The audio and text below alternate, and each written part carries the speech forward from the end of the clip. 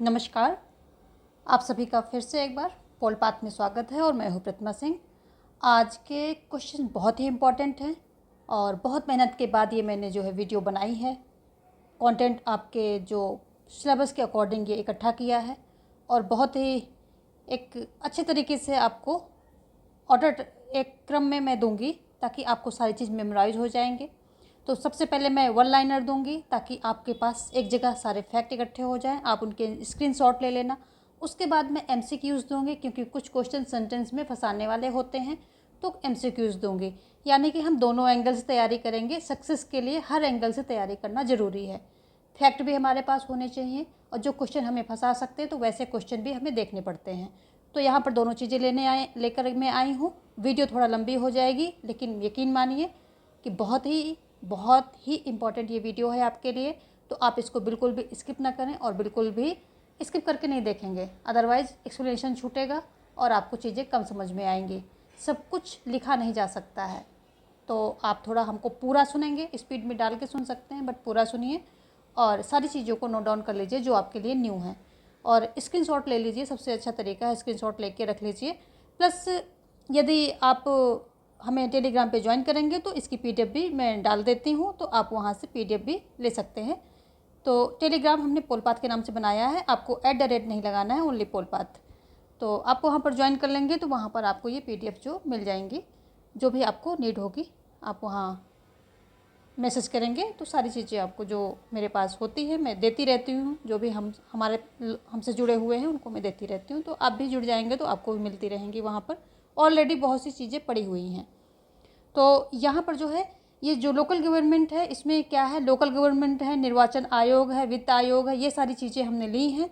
और इसमें क्या है कि ये पूरा टॉपिक जो लोकल गवर्नमेंट है, पूरा टॉपिक आपका दिया गया है। इसके कंपोजिशन यानी कि गठन, इसकी संरचना और इसका जो है वित्त आयोग, राज्य वित्त आयोग, राज्य जो है निर्वाचन आयोग और नगर पालिका, ये सब अलग अलग दिया है। इसका मतलब ये बहुत ज़्यादा वेटेज रखता है। तो बहुत ही पेशेंस से, बहुत ही धैर्यपूर्वक और बहुत ही फोकस के साथ आपको ये सारी चीज़ें सुननी है और इनको जो है नोट डाउन कर लेना या फिर स्क्रीनशॉट लेकर के एक पीडीएफ बना लेनी है। तो आप जो है इसको देखते रहेंगे। फिर क्या होता है कि एग्ज़ाम के टाइम पे आपको इधर उधर नहीं भागना पड़े। एग्ज़ाम के टाइम पे मतलब एक मिनट आपको सिक्योर करना है, सुरक्षित करना है अपनी पढ़ाई के लिए। तो जैसे ही कोई चीज़ कर रहे हैं आप उसको तुरंत मैनेज कर दीजिए, तो चीज़ें ऑर्गेनाइज होने पर आपको हेल्प ज़्यादा करेंगी। ठीक है, तो चलिए हम शुरू करते हैं। और ये वीडियोस बहुत ही मेहनत से बनती हैं, तो आप सभी लोग, जितने भी लोग हमसे जुड़ते हैं, तो वीडियो को सब्सक्राइब कर लें और अपने दोस्तों को भी शेयर करें और उनसे भी सब्सक्राइब करवाएं। क्योंकि यदि आपको ऐसे अच्छे अच्छे कंटेंट हमसे लेने हैं तो सब्सक्रिप्शन जो है बढ़ाना पड़ेगा। आप सभी को लाइक भी करना है, सब्सक्रिप्शन भी बढ़वाना है, तभी मैं जो है और अच्छे अच्छे कंटेंट आपको ला के दूँगी। क्योंकि ये मुझे मोटिवेट करता है और आप लोगों ने किया भी है, हमेशा आपने ऐसा किया है, आपकी वजह से ही हम यहाँ तक पहुँचे हैं। अभी मैंने बहुत जल्दी इस पे काम शुरू किया है यूट्यूब पे, अदरवाइज इससे पहले मैं यूट्यूब पे काम नहीं करती थी। तो आप सबका बहुत मुझे प्यार मिला है, आगे भी ऐसा मिलता रहेगा, ये मुझे उम्मीद है। चलिए देखेंगे। सबसे पहले हम राज्य वित्त आयोग को समझेंगे। जो इम्पोर्टेंट फैक्ट है वो हमने यहाँ पर लिए हैं और इसके बाद हम एमसीक्यूज़ भी लेंगे जो कि सेंटेंस घुमाने वाले होंगे। तो राज्य वित्त आयोग की बात करें तो ये एक संवैधानिक निकाय है। सबसे पहले ये देख लीजिए, ठीक है, क्या है ये संवैधानिक निकाय है, यानी कि इसका संविधान में प्रावधान किया गया है। संवैधानिक का मतलब यही होता है, ठीक है। 241 जो आई में राज्य के राज्यपाल को हर 5 साल में एक वित्त आयोग गठित करने का आदेश दिया जाता है। तो देखिए ये भी जो है ये इम्पॉर्टेंट बात है। यहाँ पर 2-3 चीज़ें निकलती हैं कि 241 में जो है ये वित्त आयोग का प्रावधान किया गया है। और क्या है कि जो राज्य का राज्यपाल होगा, राज्यपाल ये क्या करेगा, ये इसको गठित करेगा, ठीक है। और क्या है, तीसरा पॉइंट क्या है यहाँ पर, तीसरा पॉइंट है कि हर 5 साल में गठित होगा, ठीक है। ये 3 पॉइंट देखिए, एक वन लाइनर में यही दिक्कत होती है कि अच्छा तो होता है, टाइम बचता है, लेकिन हमको हर पॉइंट पकड़ना पड़ता है। तो 5 साल में गठित होगा, राज्यपाल गठित करेगा, राज्यपाल के द्वारा किया जाएगा और 243(1) के अंतर्गत इसका जो है प्रावधान किया गया है। आगे है कि राज्यपाल आयोग के लिए अन्य सदस्यों की भी नियुक्ति कर सकता है, ठीक है। यानी कि जो एक आयुक्त होगा उसके अलावा भी, जो मेन सदस्य होगा उसके अलावा भी अन्य सदस्यों की नियुक्त कर सकता है, लेकिन ये अधिकतम 4 होंगे, 4 से ऊपर नहीं जा पाएगा। ठीक है, अधिकतम 4 तक ये कर सकता है। नेक्स्ट है क्या है कि अनुच्छेद 243Y में कहा गया है कि वित्त आयोग नगर पालिकाओं की वित्तीय स्थिति की समीक्षा करेगा और राज्यपाल को सिफारिश से देगा। तो यहाँ से देखिए कि जो है क्या करेगा, ये समीक्षा करेगा। इसका मेन कार्य क्या है कि नगर पालिकाओं और जो पंचायतें हैं इनकी आर्थिक स्थिति की समीक्षा करेगा और इसकी सिफारिशें किसे देगा, राज्यपाल को देगा। कभी मुख्यमंत्री की बात मत पहुंचा देना, ठीक है, राज्यपाल को ही देगा। मुख्यमंत्री को टिक करके मत आ जाना, तो किसको देगा, राज्यपाल। राज्यपाल गठित करेगा, ठीक है, और क्या करेगा कि राज्यपाल को ही सिफारिशें आएंगी। ठीक है, ये सारी बातें ध्यान रखना कि ये जो राज्य वित्त आयोग है ये राज्यपाल से संबंधित है, इसमें मुख्यमंत्री को मत घुसा देना। चलिए आगे ये क्या है, विभिन्न पंचायतों और नगर पालिकाओं की आर्थिक स्थिति की समीक्षा करना, यही इसका जो है मेन कार्य है। अगर हम देखें तो मुख्य कार्य इसका यही है।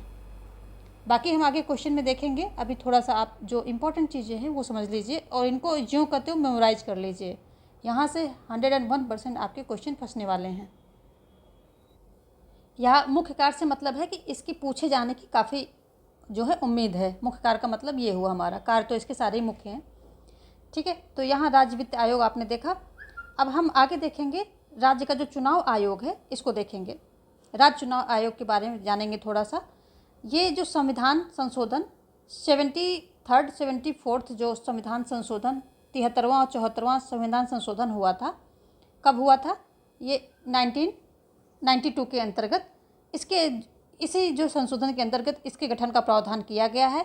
और 243K के अंतर्गत स्थानीय संस्थाओं के लिए स्वतंत्र निष्पक्ष रूप से चुनाव ये कराता है। कौन कराता है, यही राज्य चुनाव आयोग। तो इसके बारे में इतना जान लीजिए। तो ये दोनों ही जो राज्य वित्त आयोग है और राज्य चुनाव आयोग है, इन दोनों का ही जो ये संविधान संशोधन 73वां 74वां संशोधन होता है, जो कि 1992 में होता है संविधान का संशोधन, इसी के द्वारा जो है इन दोनों का प्रावधान किया जाता है। ठीक है, ये दोनों ही क्या है, संवैधानिक ये हैं संस्था हैं। ठीक है, दोनों ही संवैधानिक संस्थाएं हैं। देखेंगे अब 73rd जो संविधान संशोधन हुआ था, इसके द्वारा क्या है, पंचायती राज की व्यवस्था की गई थी। ठीक है, पंचायती राज की व्यवस्था की गई थी। और 73rd संविधान संशोधन 1992 इसके द्वारा पंचायती राज की व्यवस्था की जाती है। और ये लागू कब होता है, तो लागू होता है 24 अप्रैल 1993 को ये लागू हो जाता है। ये डेट इंपॉर्टेंट है, इसको जो है मिस आउट मत कर देना। 24 अप्रैल, ये आजकल मैं जितने एग्ज़ाम में दे रही हूँ तो उसमें से 1-2 में मुझे देखने को मिला है कि ये क्वेश्चन आया है। अभी जैसे MP सेट में सीधा 1 जून पूछा था, ऑप्शन वहाँ पर दिया था, तो नगर पालिकाओं के बारे में, तो ये 1 जून वाला आया था। सीधा जून मतलब स्पेसिफिक डेट पर जा रहे हैं, तो वो ध्यान रखना। 24 अप्रैल 1993 को ये लागू होता है। ठीक है, और राष्ट्रीय पंचायती राज दिवस जो है, राष्ट्रीय पंचायती राज दिवस कब मनाया जाता है, ये पहली बार 24 अप्रैल 2010 को मनाया जाता है। और 24 अप्रैल 2010 को तो चलो पहली बार मनाया गया था, लेकिन 24 अप्रैल को वैसे ये क्या है, राष्ट्रीय ये पंचायत दिवस के रूप में मनाया जाता है। यदि पंचायत दिवस अकेले पूछता है तो 24 अप्रैल हो जाएगा। पहली बार कब मनाया गया, 24 अप्रैल 2010 को मनाया गया था। ठीक है, तो ये पंचायत दिवस है, पंचायत दिवस। यहाँ से कितने क्वेश्चन बने आपको, तो एक पंचायत दिवस कब मनाया जाता है, तो 24 अप्रैल को मनाया जाता है। पहली बार कब मनाया गया, तो 24 अप्रैल 2010 को मनाया गया। ठीक है, फिर ये जो है लागू कब हुआ था, तो ये 24 अप्रैल 1993 को लागू हुआ। तो 24 अप्रैल याद कर लेंगे तो आपके बहुत सारे क्वेश्चन जो है सॉल्व होने वाले हैं। ये देखिए कि इसमें जो है जब ये संशोधन होता है तो 11वीं अनुसूची जोड़ी जाती है। और इस 11वीं अनुसूची में कितने 29 सब्जेक्ट रखे जाते हैं, विषय जो हैं रखे जाते हैं। ये संशोधन जो 73वां संशोधन होता कब है, चाहे 73वां 74वां दोनों समझ लीजिए, ये जब नरसिम्हा राव थे इनके कार्यकाल में ये क्या हुआ था, पारित हुआ था। ठीक है, तो कौन थे, PV नरसिम्हा राव थे उस समय, क्या थे, PM थे ये। ठीक है, PM थे, इन्हीं कार्यकाल में जो है ये पारित होता है। ठीक है, और इसके द्वारा क्या है, जो 9th ये 9th ये जो भाग 9 है संविधान का हमारा, उसी में जो है इसका प्रावधान किया गया है। आगे देखेंगे उसको भी। तो ये जो लॉर्ड रिपन है, लॉर्ड रिपन, ये आधुनिक भारतीय स्थानीय स्वशासन के जनक माने जाते हैं। ठीक है, इन्होंने जो है 1882 में जो स्थानीय स्वशासन के लिए इन्होंने स्थानीय स्वशासन का मतलब प्रारंभ किया था, और इसको लोकल बोर्ड के नाम से जानते हैं। ठीक है, जो इन्होंने 1882 में जो इन्होंने शुरू किया था, इसको किस नाम से, लोकल बोर्ड के नाम से जानते हैं। तो ये भी क्वेश्चन आता है कि जो रिपन ने स्थानीय सुशासन का व्यवस्था शुरू की थी वो किस नाम से जानी जाती है, तो लोकल बोर्ड से जानी जाती है। कब शुरू की थी? 1882 में शुरू की थी। ठीक है, किसने शुरू की थी? लॉर्ड रिपन ने शुरू की थी। लॉर्ड रिपन को जनक क्यों कहा जाता है? क्योंकि आधुनिक भारतीय स्थानीय सुशासन का इन्होंने जो है 1882 में जो है इसके लिए इन्होंने प्रावधान व्यवस्था शुरू की थी, इसलिए इनको जनक कहा जाता है। और स्थानीय स्वशासन संस्थाओं का मैग्ना कार्टा कहा जाता है। जो इन्होंने ये शुरुआत की थी स्थानीय स्वशासन व्यवस्था की, तो इसको क्या बोला गया? स्थानीय स्वशासन संस्थाओं का मैग्ना कार्टा बोला गया, इसीलिए इनको जनक भी कहा जाता है। नेक्स्ट क्या है? इसके कुछ जो है अनुच्छेद हैं वो यहाँ पर रख दिए हैं। जो 243 का है, 243 का सब सेक्शन का है, ये क्या कहता है? ग्राम सभा ऐसे कार्यों व शक्तियों का प्रयोग कर सकेगी जो विधानमंडल द्वारा इसको आवंटित किए जाएंगे, यानी कि जो इसको विधानमंडल के द्वारा इसको दिए जाएंगे। देखो, संवैधानिक संशोधन करके 11वीं अनुसूची जोड़ दी गई, 29 सब्जेक्ट भी रख दिए गए, लेकिन ये अंतिम रूप से राज्य पर डिपेंड कर दिया गया है कि राज्य उसको कौन से जो है अधिकार, शक्तियाँ व प्राधिकार देगी। ठीक है, तो कौन से कार्य उसको सौंपेगी, कौन से कार्य की जिम्मेदारियां देगी, कौन सी शक्तियां देगी। ठीक है, तो ये जो है राज्य पर डिपेंड है। ये भी क्वेश्चन आता है, तो ये राज्य पर डिपेंड है। ठीक है, राज्य पर निर्भर है, तो ये भी आप सुन लीजिए और याद है तो अच्छी बात, या फिर नोट डाउन कर लीजिए।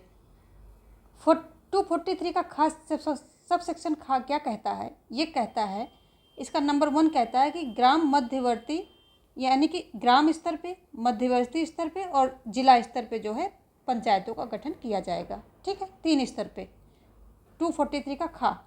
और दूसरा इसका क्या कहता है? दूसरा पार्ट, यदि मध्यवर्ती स्तर पे तभी ये जो है ग्राम पंचायतों का गठन होगा जब 20 लाख, यहाँ 30 हो गया है, 20 कर लेते हैं, जब 20 लाख से कम जनसंख्या होने पर गठन नहीं किया जाएगा। यानी कि 20 लाख से ज़्यादा होगी तो 20 लाख से कम जनसंख्या होने पर गठन नहीं किया जाएगा। तो ये भी एक ध्यान रख लीजिए, कितना है ये? 20 लाख है।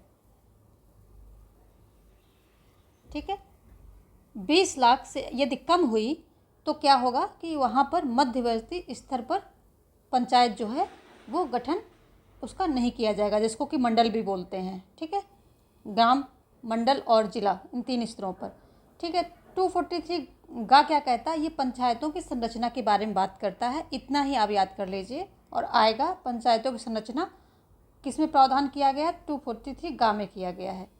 फिर 243 घा जो है ये स्थानों की आरक्षण, यानी कि जो स्थानों का आरक्षण किया गया है इसमें, तो किसका किया गया है? देखो, इसमें SC ST का आरक्षण किया गया है, SC एंड ST। ठीक है, पिछड़ा वर्ग का नहीं किया गया है। जो OBC हैं इनका प्रावधान नहीं किया गया है, लेकिन हाँ राज्य पर इसको छोड़ दिया गया है कि राज्य चाहे तो दे सकता है, तो ये भी राज्य पर छोड़ दिया है। ठीक है, राज्य पर है, लेकिन संविधान में प्रावधान इसका OBC का नहीं किया गया है। सिर्फ किसका किया गया है? ST एंड SC का किया गया है। और कितने 33% जो है, 33% किसका है? महिलाओं का है। 33% किसका है? महिलाओं का है।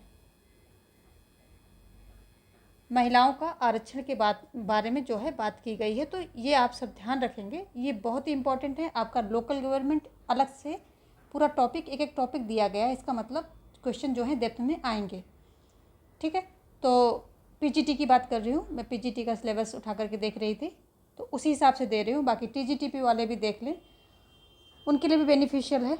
और ये जो है जब ये 73rd संशोधन होता है तो इसमें जो है भाग 9 जोड़ा गया, और इसमें कितना अनुच्छेदों का कहाँ से कहाँ तक अनुच्छेद इसमें रखे गए? 243 से लेकर के 243 अणा तक इसमें जो है अनुच्छेदों को रखा गया। ये अनुच्छेदों की बात हो रही है, तो ये अनुच्छेद हैं, ये अनुच्छेद जो हैं इसमें रखे गए हैं। कहाँ से? 243 से लेकर के 243 अणा तक यहाँ पर अनुच्छेदों का प्रावधान किया गया है। किसमें? भाग 9 में। ठीक है, तो इसमें क्या होता है कि जब ये संशोधन 73 और 74 किया जाता है तो 73 संशोधन के द्वारा भाग 9 को जोड़ा जाता है और इसमें ये अनुच्छेद रख दिए जाते हैं, यहाँ से यहाँ तक अनुच्छेद रख दिए जाते हैं। और फिर जो 74th अमेंडमेंट नगर पालिकाओं के लिए है उसमें क्या होता है, 9A भाग 9 का सबसेक्शन ए यानी कि 9A जोड़ा जाता है और उसमें जो है कहाँ से कहाँ तक रखे जाते हैं, उसमें 243 ता से लेकर के 243 या 6 तक जो है अनुच्छेद वहाँ पर रख दिए जाते हैं। तो ये सब ध्यान रखेंगे। और इसमें जो है कितने 29 विषय भाग 9 में यहाँ से यहाँ तक अनुच्छेद दिए जाते हैं। और फिर क्या होता है कि ये जो 11वीं अनुसूची जोड़ करके 29 सब्जेक्ट रख दिए जाते हैं। और 29 सब्जेक्ट में ये भी ध्यान रखिए कि 7 जो है कृषि से संबंधित होते हैं और बाकी 22 जो होते हैं वो उद्योग और जो है उद्योग और सेवा क्षेत्र, शायद सेवा क्षेत्र है, मैं आगे कंफर्म कर दूंगी, सेवा क्षेत्र ही है, इनसे संबंधित है 22। तो चलिए देखेंगे, अभी यहाँ पर हम ध्यान दे देते हैं जो लिखा हुआ है। पंचायती राज संस्था का मुख्य साधन आय का मुख्य साधन क्या है? तो सरकारी अनुदान है। ठीक है, सरकारी अनुदान जो है पंचायती राज संस्था के आय का मुख्य साधन है और ये इसका प्रावधान कहाँ है? 243 के झा में इसका प्रावधान किया गया है, ये भी ध्यान रखेंगे।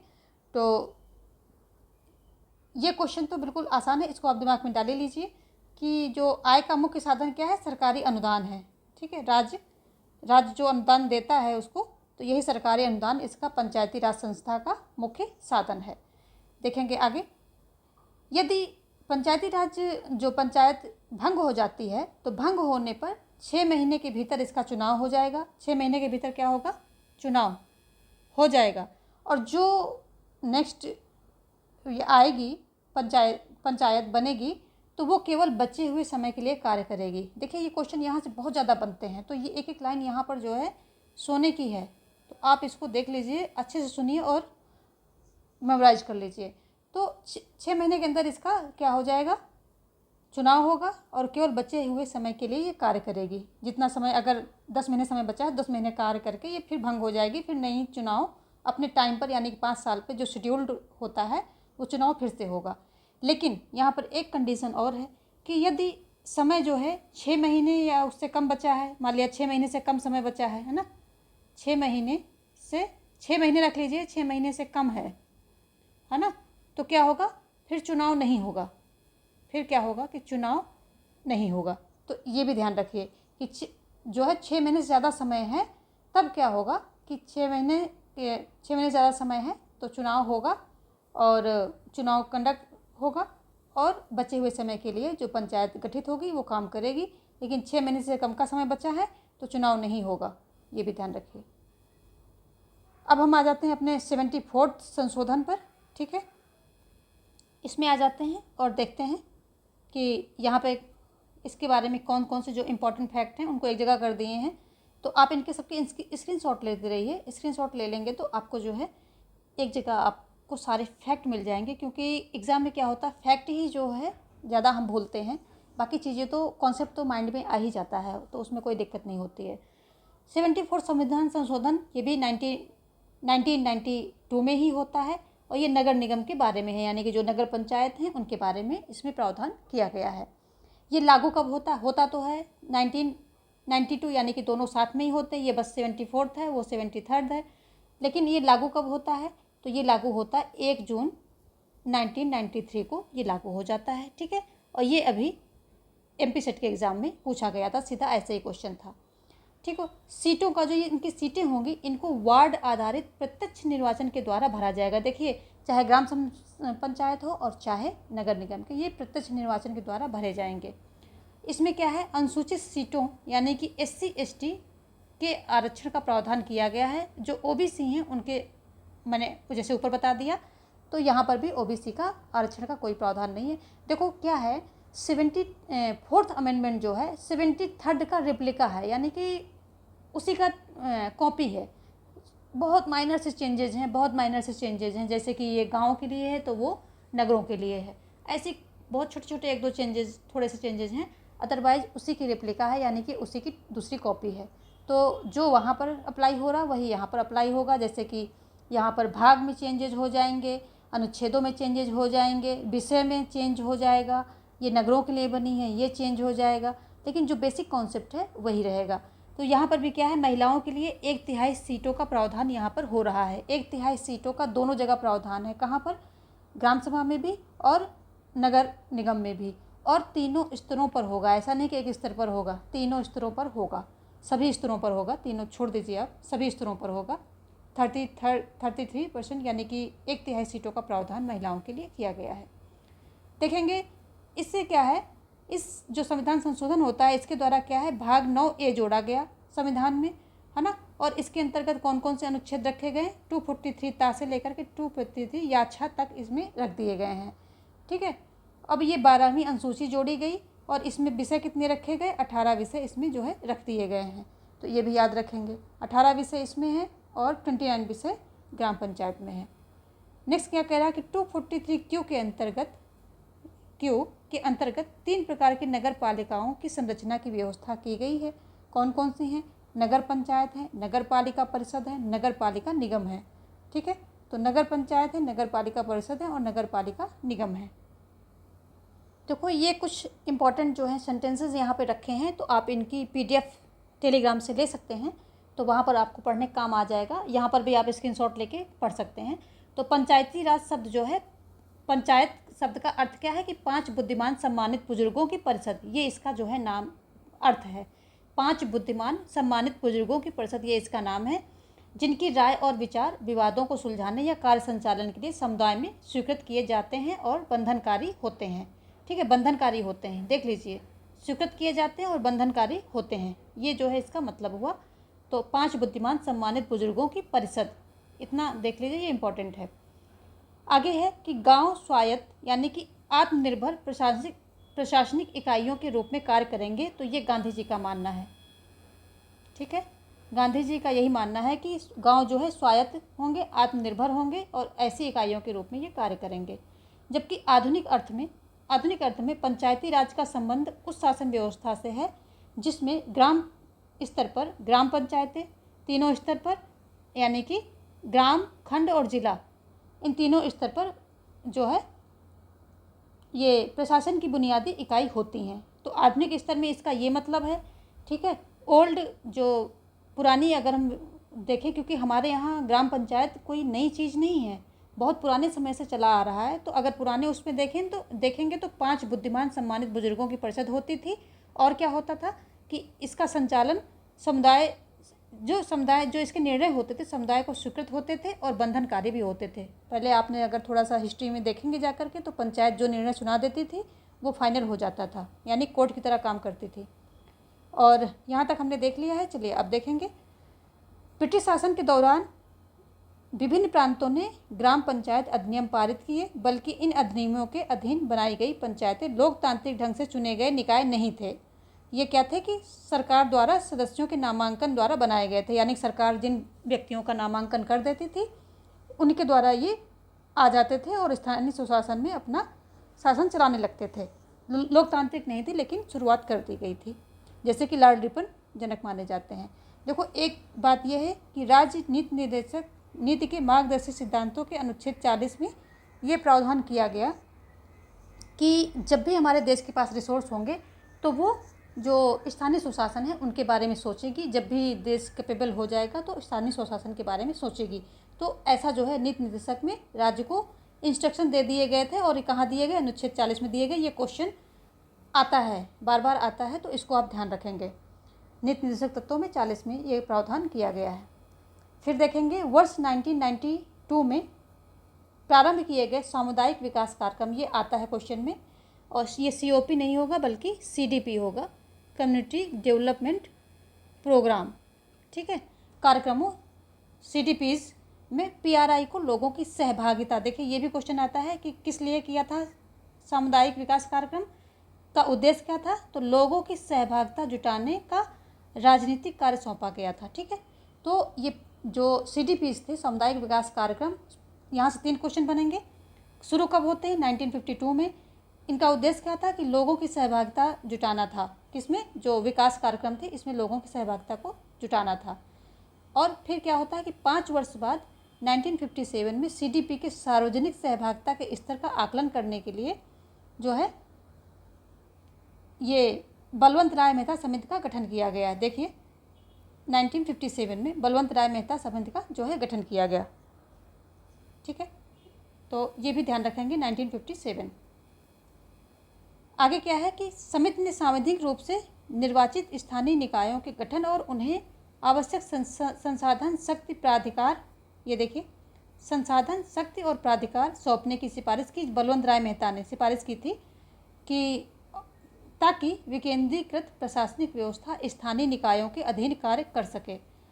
और उसने यह भी सिफारिश की कि लोकतांत्रिक विकेंद्रीकरण की मूल इकाई खंड होना चाहिए। तो देख लीजिए ये जो है क्वेश्चन यहाँ से आ सकता है कि बलवंत राय मेहता समिति ने क्या सिफारिश में किसको मूल इकाई बोला था कि मूल इकाई क्या होना चाहिए, तो खंड होना चाहिए। ठीक है, ऐसे क्वेश्चन को आप पढ़ेंगे और ऐसे जो है अंडरलाइन करके, कोई भी टॉपिक पढ़ रहे हैं तो वहाँ से अंडरलाइन करके इसको निकालना होता है आंसर, और ऐसे क्वेश्चन उठाए जाते हैं।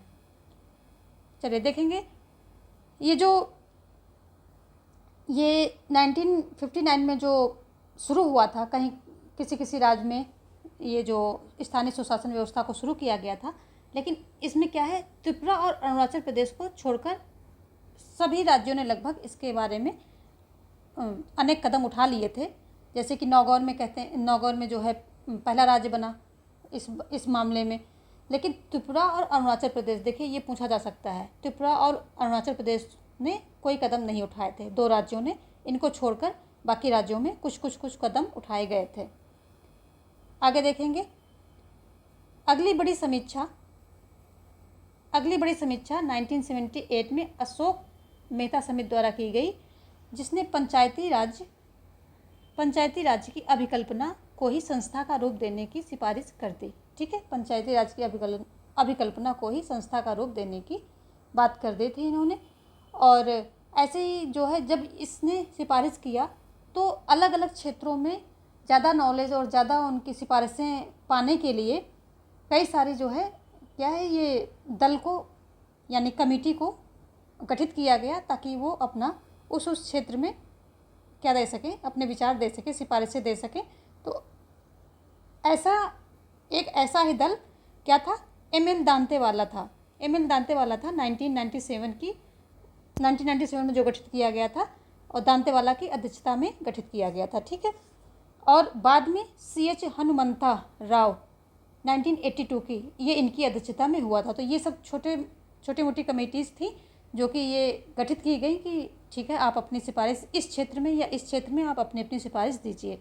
तो आप सिर्फ इतना याद रखिए कि CH हनुमंता राव 1982 में गठित किया गया था, और दांतेवाला जो है ये 1977 में गठित किया गया था। और ये भी ध्यान रखिए कि ये सब पंचायती राज व्यवस्था से हैं। आगे देखेंगे कि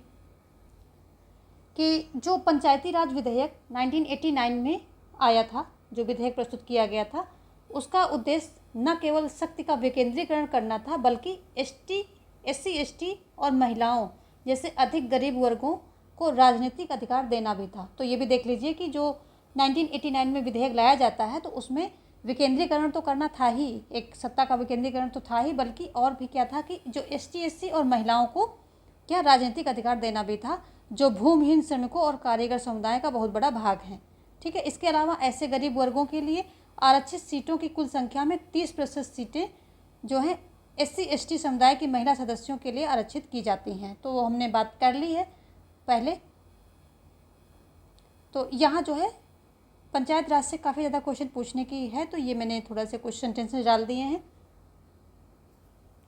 फिर आगे क्या होता है कि 1991 में जो इस पंचायत प्रणाली के मुद्दे पर समर्थन लेने के लिए ये 72वां संशोधन जो है विधेयक प्रस्तुत किया गया।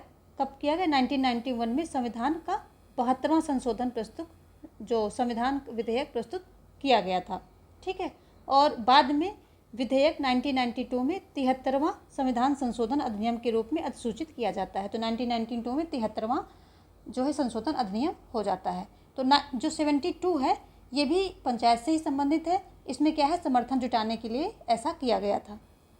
आगे देखेंगे जो संविधान संशोधन अधिनियम 1992 यानी कि CAA, कॉन्स्टिट्यूशन अमेंडमेंट एक्ट 1992, अधिनियम ने पंचायत की परिभाषा भारत के संविधान के अनुच्छेद 243 खा के अधीन स्थापित स्वशासन की संस्था के रूप में की है। तो परिभाषा देख लो कहाँ पर दी गई है परिभाषा, ठीक है, कहाँ पर दी है, 243 में दी है।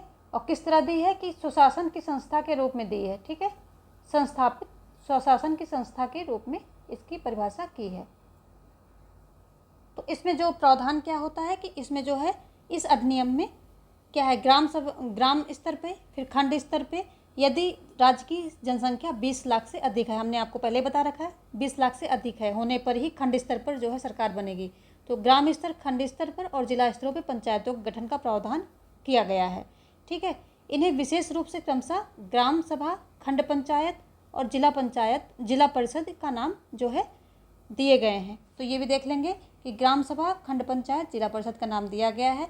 CAA यानी कॉन्स्टिट्यूशन अमेंडमेंट एक्ट 1992 का मुख्य आग्रह निम्नलिखित में के संबंध में है। तो ये देखिए नीचे इसके कुछ मेन काम हैं। ग्राम सभाओं को सार्वजनिक दर्जा प्रदान करना। देखिए ये सब क्वेश्चन यहाँ से आएंगे, आपके सेंटेंस दिए जाएंगे, आपको वहाँ छांटना पड़ेगा, तो एक बार निगाह डाल लेंगे आप तो अच्छा रहेगा। तो ग्राम सभाओं को संवैधानिक दर्जा प्रदान करना, इस जो 1992 का जो है संविधान संशोधन अधिनियम है इसके द्वारा क्या क्या है। तो पंचायतों को 3 स्तरीय प्रशासनिक ढांचा बनाना, जिसमें ग्राम को प्रशासन की मूल इकाई, देखिए वही बात हो गई कि उन्होंने रिकमेंड किया था कि ग्राम को प्रशासन की मूल इकाई बनाई जाए, तो मूल इकाई का दर्जा दिया गया है। और 2 खंड और जिले यानी कि अन्य जो 2 हैं क्या है, खंड और जिला, इनको भी जो है उसी में जोड़ा गया है। लेकिन जो मूल इकाई किसको है, ग्राम को प्रशासन की मूल इकाई का दर्जा दिया गया है। चलिए आगे क्या कह रहा है कि पंचायतों को प्रशासनिक और वित्तीय दोनों शक्तियों का हस्तांतर किया गया है। तो ऐसा नहीं है, यहाँ प्रशासनिक भी शक्तियाँ हस्तांतरित की गई हैं और वित्तीय भी की गई। अब वो राज्य पर डिपेंड करता है कि वो कितना ज़्यादा और कितना कम उसको देता है, लेकिन संविधान के द्वारा जो है दोनों तरह की शक्तियाँ उसको दी गई हैं, प्रशासनिक भी और वित्तीय भी। तो ध्यान रखेंगे आप, प्रशासनिक और वित्तीय, ये क्वेश्चन यहाँ से बन रहे हैं, जो मैं अंडरलाइन कर रही हूँ ये आपके क्वेश्चन बन रहे हैं, यहाँ से सेंटेंस में पूछेगा या फिर कैसे पूछेगा। तो प्रशासनिक और वित्तीय 2 तरह की शक्तियाँ उसको दी गई हैं, लेकिन राज्य पर डिपेंड करता है कि फाइनली वो कितनी देता है। बट दोनों तरह की शक्तियाँ राज्य को देनी पड़ती हैं। अब कितनी कम देगा, ज़्यादा देगा, वो उस राज्य पे डिपेंड करता है, संबंधित राज्य पे, ठीक है। आगे क्या है, 5 वर्षों में एक बार पंचायतों की वित्तीय स्थिति की समीक्षा राज्य सरकार को राज्य वित्त आयोग से करवाने की शक्ति जो है दी गई है। तो वो हमने बात कर ही ली है, हर 5 वर्ष में जो है वित्त आयोग का जो है गठन होगा। और कौन करेगा, तो राज्यपाल करेगा। 5 वर्षों में एक बार पंचायत चुनाव कराने की जिम्मेदारी है। तो देख लीजिए पंचायत चुनाव कब होंगे, 5 वर्षों में होंगे, ठीक है। 5 वर्षों में पंचायत चुनाव होंगे। कौन कराएगा, राज्य निर्वाचन आयोग कराएगा। निर्वाचन आयोग मत कर देना, वो राज्य और केंद्रों के लिए होता है। तो ये जो है राज्य निर्वाचन आयोग ये करवाएगा, ठीक है। और ये जो इनकी वित्तीय समीक्षा है तो ये भी कौन करेगा, राज्य वित्त आयोग। इनका अलग से प्रावधान किया गया है स्थानीय सरकारों के लिए, ये भी ध्यान रखिए, राज्य वित्त आयोग करेगा। तो ये मैं अंडरलाइन कर रही हूँ। निर्वाचन कौन कराएगा, राज्य वित्त आयोग निर्वाचन कराएगा। और चुनाव का जो है, चुनाव से संबंधित फैसला कौन लेगा, तो फैसला चुनाव कब होगा ये राज्य सरकार लेगी, लेकिन उससे संबंधित जो सारे प्रावधान होंगे, चुनाव कैसे होंगे, उनको नियंत्रण, उनका सारा चीज़ ये कौन करेगा, राज्य निर्वाचन आयोग के द्वारा होगा। आगे है सामाजिक दृष्टि से अल्प सुविधा प्राप्त वर्गों जैसे कि SC ST को उनकी जनसंख्या के अनुपात में निर्वाचित पंचायतों में सीट के आरक्षण का प्रावधान किया गया है। ये भी एक इसमें मेन बात है जो 1992 का अमेंडमेंट है। और क्या है कि आरक्षित और अनारक्षित दोनों श्रेणियों के लिए कुल सीटों में कम से कम 33% का अतिरिक्त आरक्षण महिलाओं के लिए है। तो महिलाओं के लिए चाहे वो SC ST की हो और चाहे ना हो, 33% सीट जो है महिलाओं को दी गई है। इन सभी स्तरों पर जो नगर निगम, नगर पंचायत के जितने भी स्तर हैं, 3-3 स्तर हैं, इन सभी महिलाओं को चाहे वो आरक्षित हो चाहे ना हो, 33% की जो है इनको सीट का इनके महिलाओं के लिए आरक्षण किया गया है। ठीक है, तो दोनों देखिए यहाँ पर आरक्षित और अनारक्षित ऐसे सेंटेंस आपको पूछेगा, 3-4 सेंटेंस दे देगा, तो आप अगर आप यहाँ पकड़ लेंगे तो वहाँ भी पकड़ लेंगे। महिलाओं के लिए कैसे आरक्षित भी हैं और अनारक्षित भी हैं, यानी कि जो ठाकुर ब्राह्मण हैं वो भी और जो बैकवर्ड हैं कास्ट वो भी, सभी जो हैं महिलाओं के लिए 33% का वहाँ आरक्षण दिया गया है सभी स्तरों पर।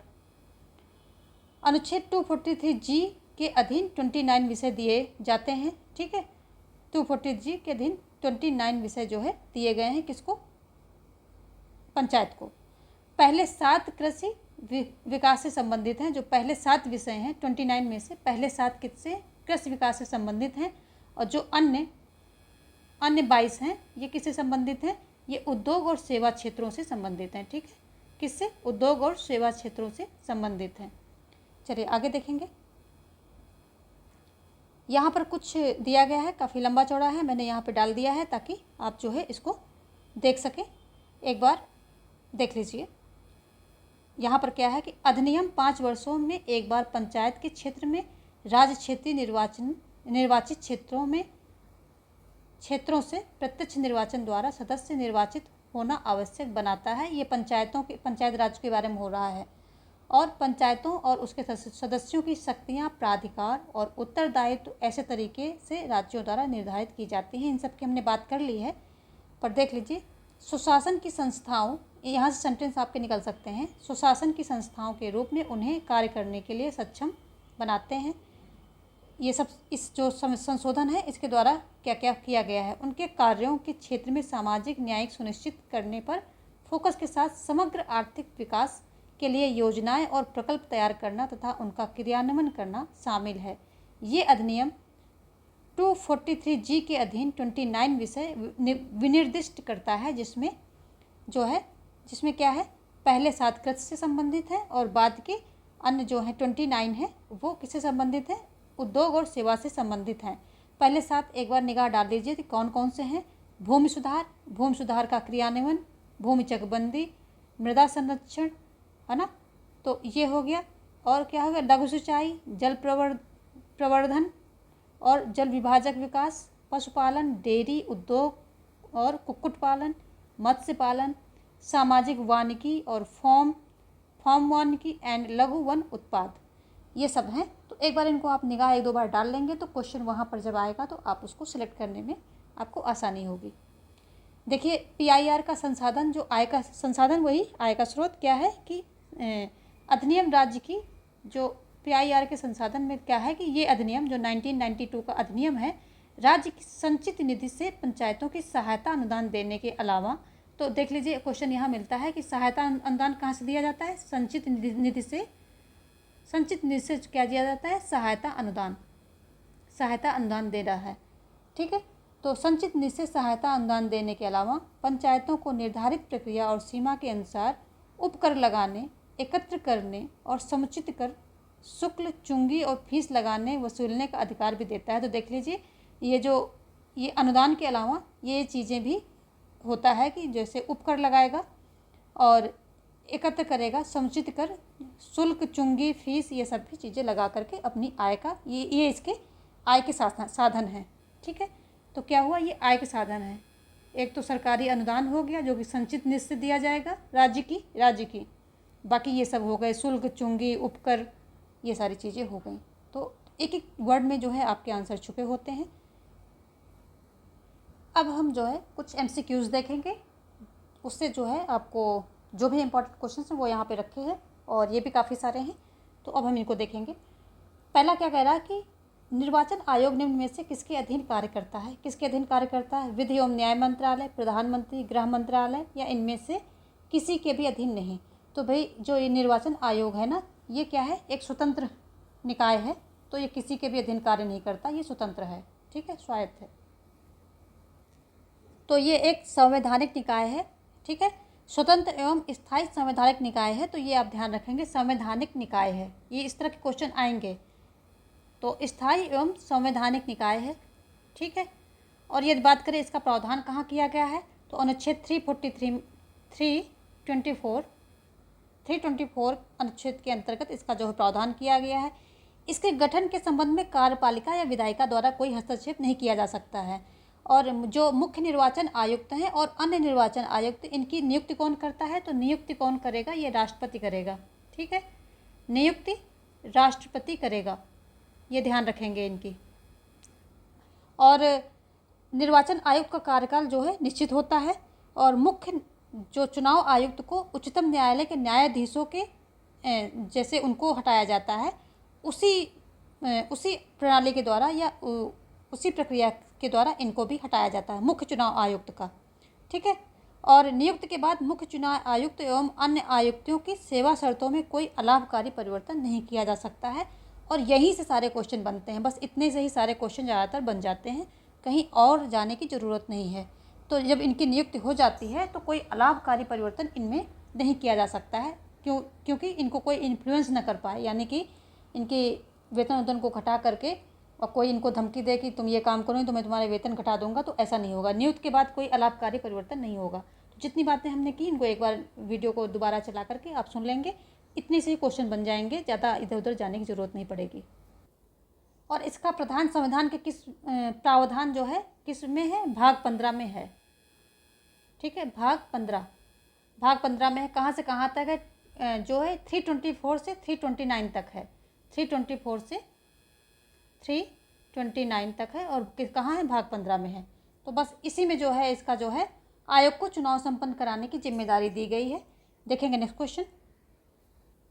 प्रथम चुनाव आयुक्त कौन थे? तो ये सुकुमार सेन थे, ये भी आप ध्यान रखेंगे, सुकुमार सेन। देखेंगे नेक्स्ट क्वेश्चन। अगला क्वेश्चन क्या कह रहा है कि अनुच्छेद 324 किससे संबंधित है? किससे संबंधित है? महाधिवक्ता से, न्यायाधीशों के स्थानांतरण से, म्यूनिसिपैलिटी से, या चुनाव आयोग की संरचना, शक्तियां और कार्यों से। तो ऑप्शन डी सही हो जाएगा। यहाँ पर आपका एक आंसर और बन जाता है कि इसी 324 में ही चुनाव आयोग की संरचना की बात की जाती है, इसी में जो है शक्तियों की और उनके कार्यों की भी बात की जाती है। तो 324 में क्या आ जाता है? संरचना, शक्तियाँ और कार्य। ठीक है, तीन चीज़ ध्यान रखना है। संरचना, शक्तियाँ और कार्यों की बात कौन करता है? 324 करता है। कहाँ इसका प्रावधान है? भाग 15 में है। ठीक, कहाँ से कहाँ तक है? तो 324 से लेकर 29 तक है इसका, 329 तक इसका प्रावधान किया गया है। देखेंगे नेक्स्ट क्वेश्चन। अगला क्वेश्चन क्या कह रहा है कि अनुच्छेद 312 के अंतर्गत राज्यसभा को यह अधिकार है कि वह सार्वभौमिक संशोधनों के लिए प्रस्ताव ला सकती है, राष्ट्रपति और उपराष्ट्रपति के चुनाव के लिए निर्वाचन मंडल का गठन कर सकती है, धन विधेयक में संतुष्टियां प्रस्तावित कर सकती है और अखिल भारतीय सेवाओं का गठन कर सकती है। तो 312 के अंतर्गत ये जो है राज्यसभा का एक प्रकार से एकाधिकार है कि वो अखिल भारतीय सेवाओं का गठन कर सकती है। ठीक है, ये ऑप्शन जो है यहाँ पर डी राइट हो जाएगा। 312 जो ये प्रावधान करता है कि राज्यसभा विशेष बहुमत से प्रस्ताव पारित कर एक नई अखिल भारतीय सेवा का गठन कर सकती है। तो अखिल भारतीय सेवा आ जाए और चाहे नई आ जाए तो दोनों पे आप यही टिक कर देंगे। ऑप्शन डी यहाँ पर राइट हो जाएगा। नेक्स्ट देखेंगे क्या कह रहा है। अगला क्वेश्चन कह रहा है कि निम्न में से क्या राष्ट्रीय विकास परिषद के बारे में गलत है? तो क्या गलत है यहाँ पर? ये क्या कह रहा है कि यह 15 अगस्त 1952 को अस्तित्व में आई। इसका उद्देश्य देश में संतुलित और तीव्र विकास सुनिश्चित करना। इसके सदस्य में प्रधानमंत्री, पूरी केंद्रीय कैबिनेट, मुख्यमंत्री, केंद्र शासित प्रदेशों के प्रतिनिधि तथा आयोगों के सदस्य शामिल हैं। चौथा है राष्ट्रीय योजना के निरूपण हेतु रूपरेखा उपलब्ध कराती है। तो यहाँ पर जो है क्या गलत है? तो गलत यहाँ पर एक ही है, वो है ये 15 अगस्त को ना होकर के ये 6 अगस्त को अगर होता तो सही हो जाता। यही ऑप्शन आपका यहाँ पर गलत है। ऑप्शन ए जो है यही आपका आंसर हो जाएगा। तो 6 अगस्त 1952 को अस्तित्व में आई थी। बाकी इसके सारे आंसर जो हैं राइट हैं। देखेंगे नेक्स्ट क्वेश्चन। अगला क्वेश्चन क्या कह रहा है कि निम्न में कौन सी एक स्वतंत्रता भारतीय संविधान के द्वारा प्रत्याभूत नहीं है? संविधान के द्वारा बात हो रही है। संविधान के द्वारा कौन सी स्वतंत्रता प्रत्याभूत नहीं है? भारत के भूक्षेत्र पर कहीं भी बिना रोक टोक के घूमने की स्वतंत्रता, तो ये दिया गया है। ठीक है, 19 का सबसेक्शन 1 है उसके के अंतर्गत ये दिया गया है। संपत्ति रखने, प्राप्त करने तथा बेचने की स्वतंत्रता, तो इसको निकाल दिया गया है। शांतिपूर्ण तरीके से तथा शस्त्रों के बिना सम्मेलन करने की स्वतंत्रता, किसी भी उद्योग अथवा व्यवसाय करने की स्वतंत्रता। तो ये सभी जो दिए गए हैं, ये संपत्ति रखने की और प्राप्त करने की, बेचने की स्वतंत्रता जो है, ये 44वें संविधान संशोधन जो कि 1978 के द्वारा ये इसको जो है कहाँ कर दिया गया था, ये 300A में इसको रख दिया गया था।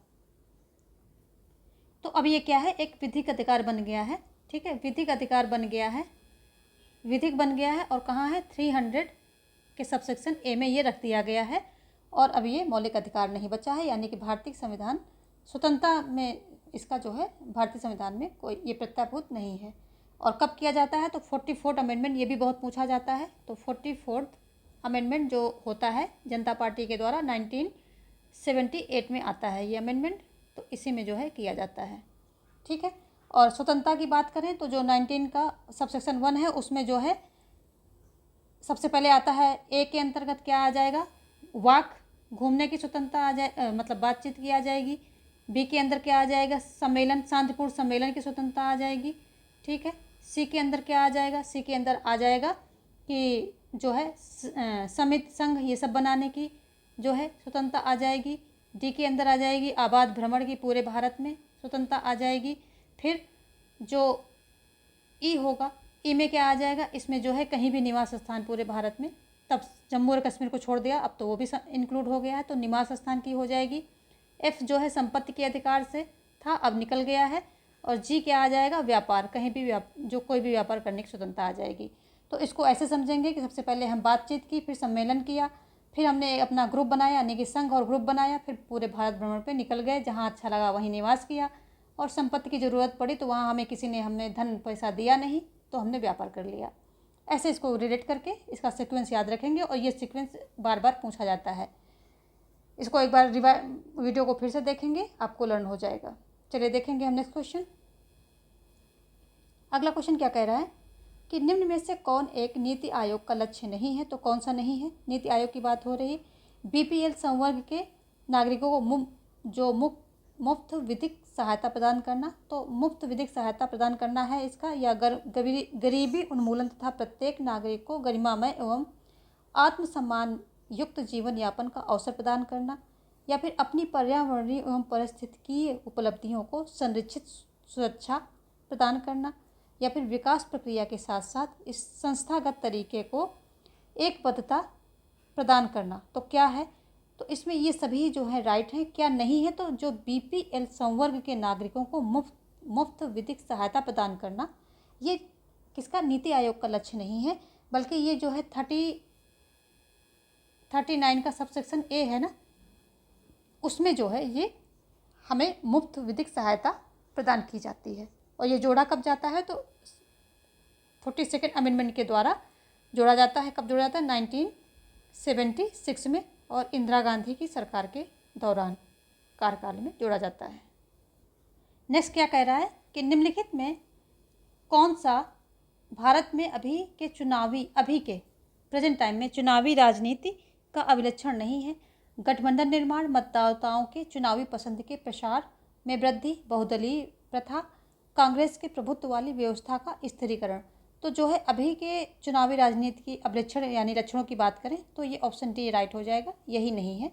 ठीक है, अगर अभी के अभिलक्षणों की बात करें तो गठबंधन निर्माण, बहुदलीय प्रथा, यहाँ पर है गठबंधन है, बहुदलीय प्रथा है, मतदाताओं के चुनावी पसंद के प्रसार में वृद्धि, खुली राजनीतिक व्यवस्था है, एक दलीय अधिपत्य का ह्रास, यानी कि एक दलीय अधिपत्य जो है वो गायब हो चुका है, खत्म हो चुका है, और प्रभावी विपक्ष का भी अभाव रहता है। ठीक है, और राजनीतिक दलों के सिद्धांतों एवं विचारों में भिन्नता आई है, राजनीतिक अस्थिरता आई है, क्षेत्रीय दलों का तीव्र विकास हुआ है, यानी कि क्षेत्रीय दल जो है उभर कर आ रहे हैं, और दलों की आंतरिक गुटबंदी और दल विभाजन, जो आंतरिक गुटबंदी है और दल विभाजन, ये सब जो हैं अभी की चुनावी राजनीति के लक्षण हैं या अभिलक्षण हैं। देखेंगे नेक्स्ट क्वेश्चन। देखिए जो यहाँ पर एक फैक्ट लिखा हुआ है, ये भी देख लीजिए। 61वां संविधान संशोधन कब होता है, 1989 में होता है, और इसके द्वारा क्या किया जाता है कि मतदान की आयु 21 से 18 वर्ष कर दी जाती है। तो ये इम्पॉर्टेंट है। ठीक है, पात्रता में ऐसे क्वेश्चन जो आते हैं तो ये यहाँ पर लिख दिया है मैंने। देखेंगे नेक्स्ट क्वेश्चन। तो उसको भी ऐसे ही ले लीजिए, एज इट इज़ उसको जो है ले लीजिए। क्या कह रहा है कि भारत के संविधान निर्माण के समय स्थानीय शासन विषय दिया गया केंद्र सरकार को, केंद्र व राज्य सरकार दोनों को, राज्य सरकार को, या संविधान का भाग नहीं था। तो भारत संविधान निर्माण के समय में स्थानीय शासन विषय किसको दिया गया था? तो ये दिया गया था किसको? राज्य सरकारों को दिया गया था। ऑप्शन सी यहाँ पर राइट हो जाएगा। और अभी भी जो है किसके? राज्य सरकारों के ही पास है। ठीक है, तो और इसमें जो है स्थानीय सुशासन का विचार कहाँ से लिया गया है? ब्राज़ील से ग्रहण किया गया है। ये विचार कहाँ से लिया गया है? ब्राज़ील।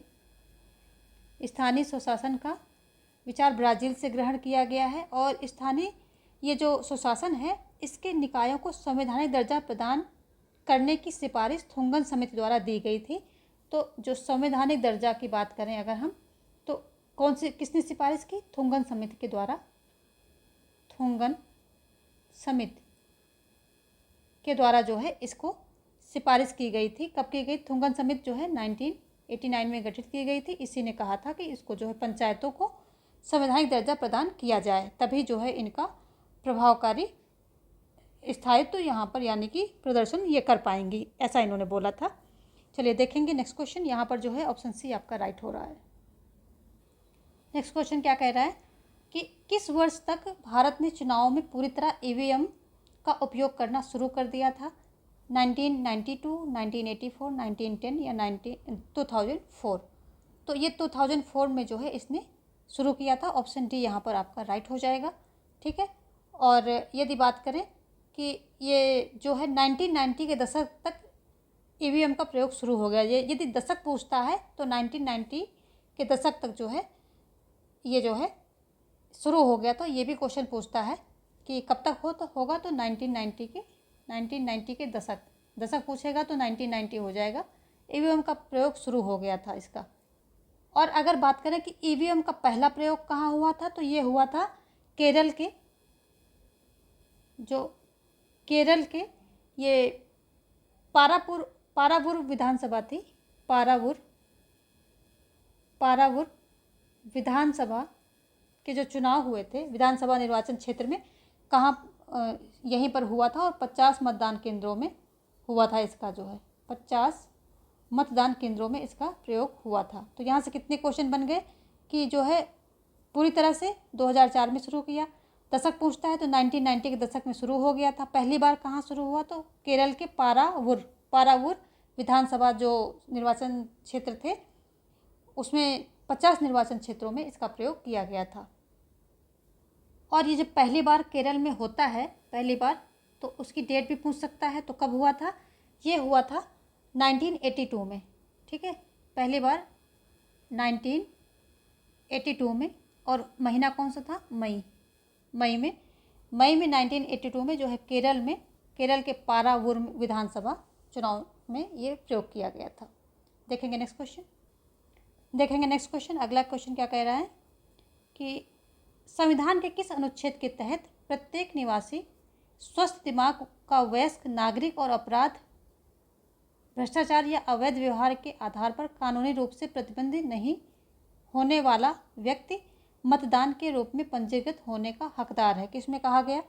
तो 329 में बोला गया, या 320 या 225 में बोला गया है, या अनुच्छेद 326 में बोला गया है, या फिर अनुच्छेद 224 में बोला गया है? किसमें बोला गया है? तो ये बोला गया है अनुच्छेद 326 में। ऐसा बोला गया है कि अगर किसी पर ये सारे प्रतिबंध नहीं है, भ्रष्टाचार, अवैध व्यवहार, अपराध, इन सब का नहीं है, तो वो जो है मतदाता के रूप में पंजीकृत होने का हकदार है, उसे कोई रोक नहीं सकता है। अनुच्छेद यहाँ पर ऑप्शन सी आपका राइट हो जाएगा। ठीक है, और यदि इसका जो प्रावधान कहाँ है, तो देखो जो निर्वाचन संबंधित नियमों का वर्णन है, तो यहाँ कुछ चीज़ें समराइज कर लीजिए ताकि वहाँ पे अनुच्छेद आए तो आप उसको मतलब वहाँ से निकालने में सक्षम हो। तो जितना भी निर्वाचन संबंधी नियम दिए गए हैं तो ये भाग 15 में दिए गए हैं। ठीक है, भाग 15 में दिए गए हैं, ध्यान कर लीजिए। और कहाँ से कहाँ तक दिए गए हैं?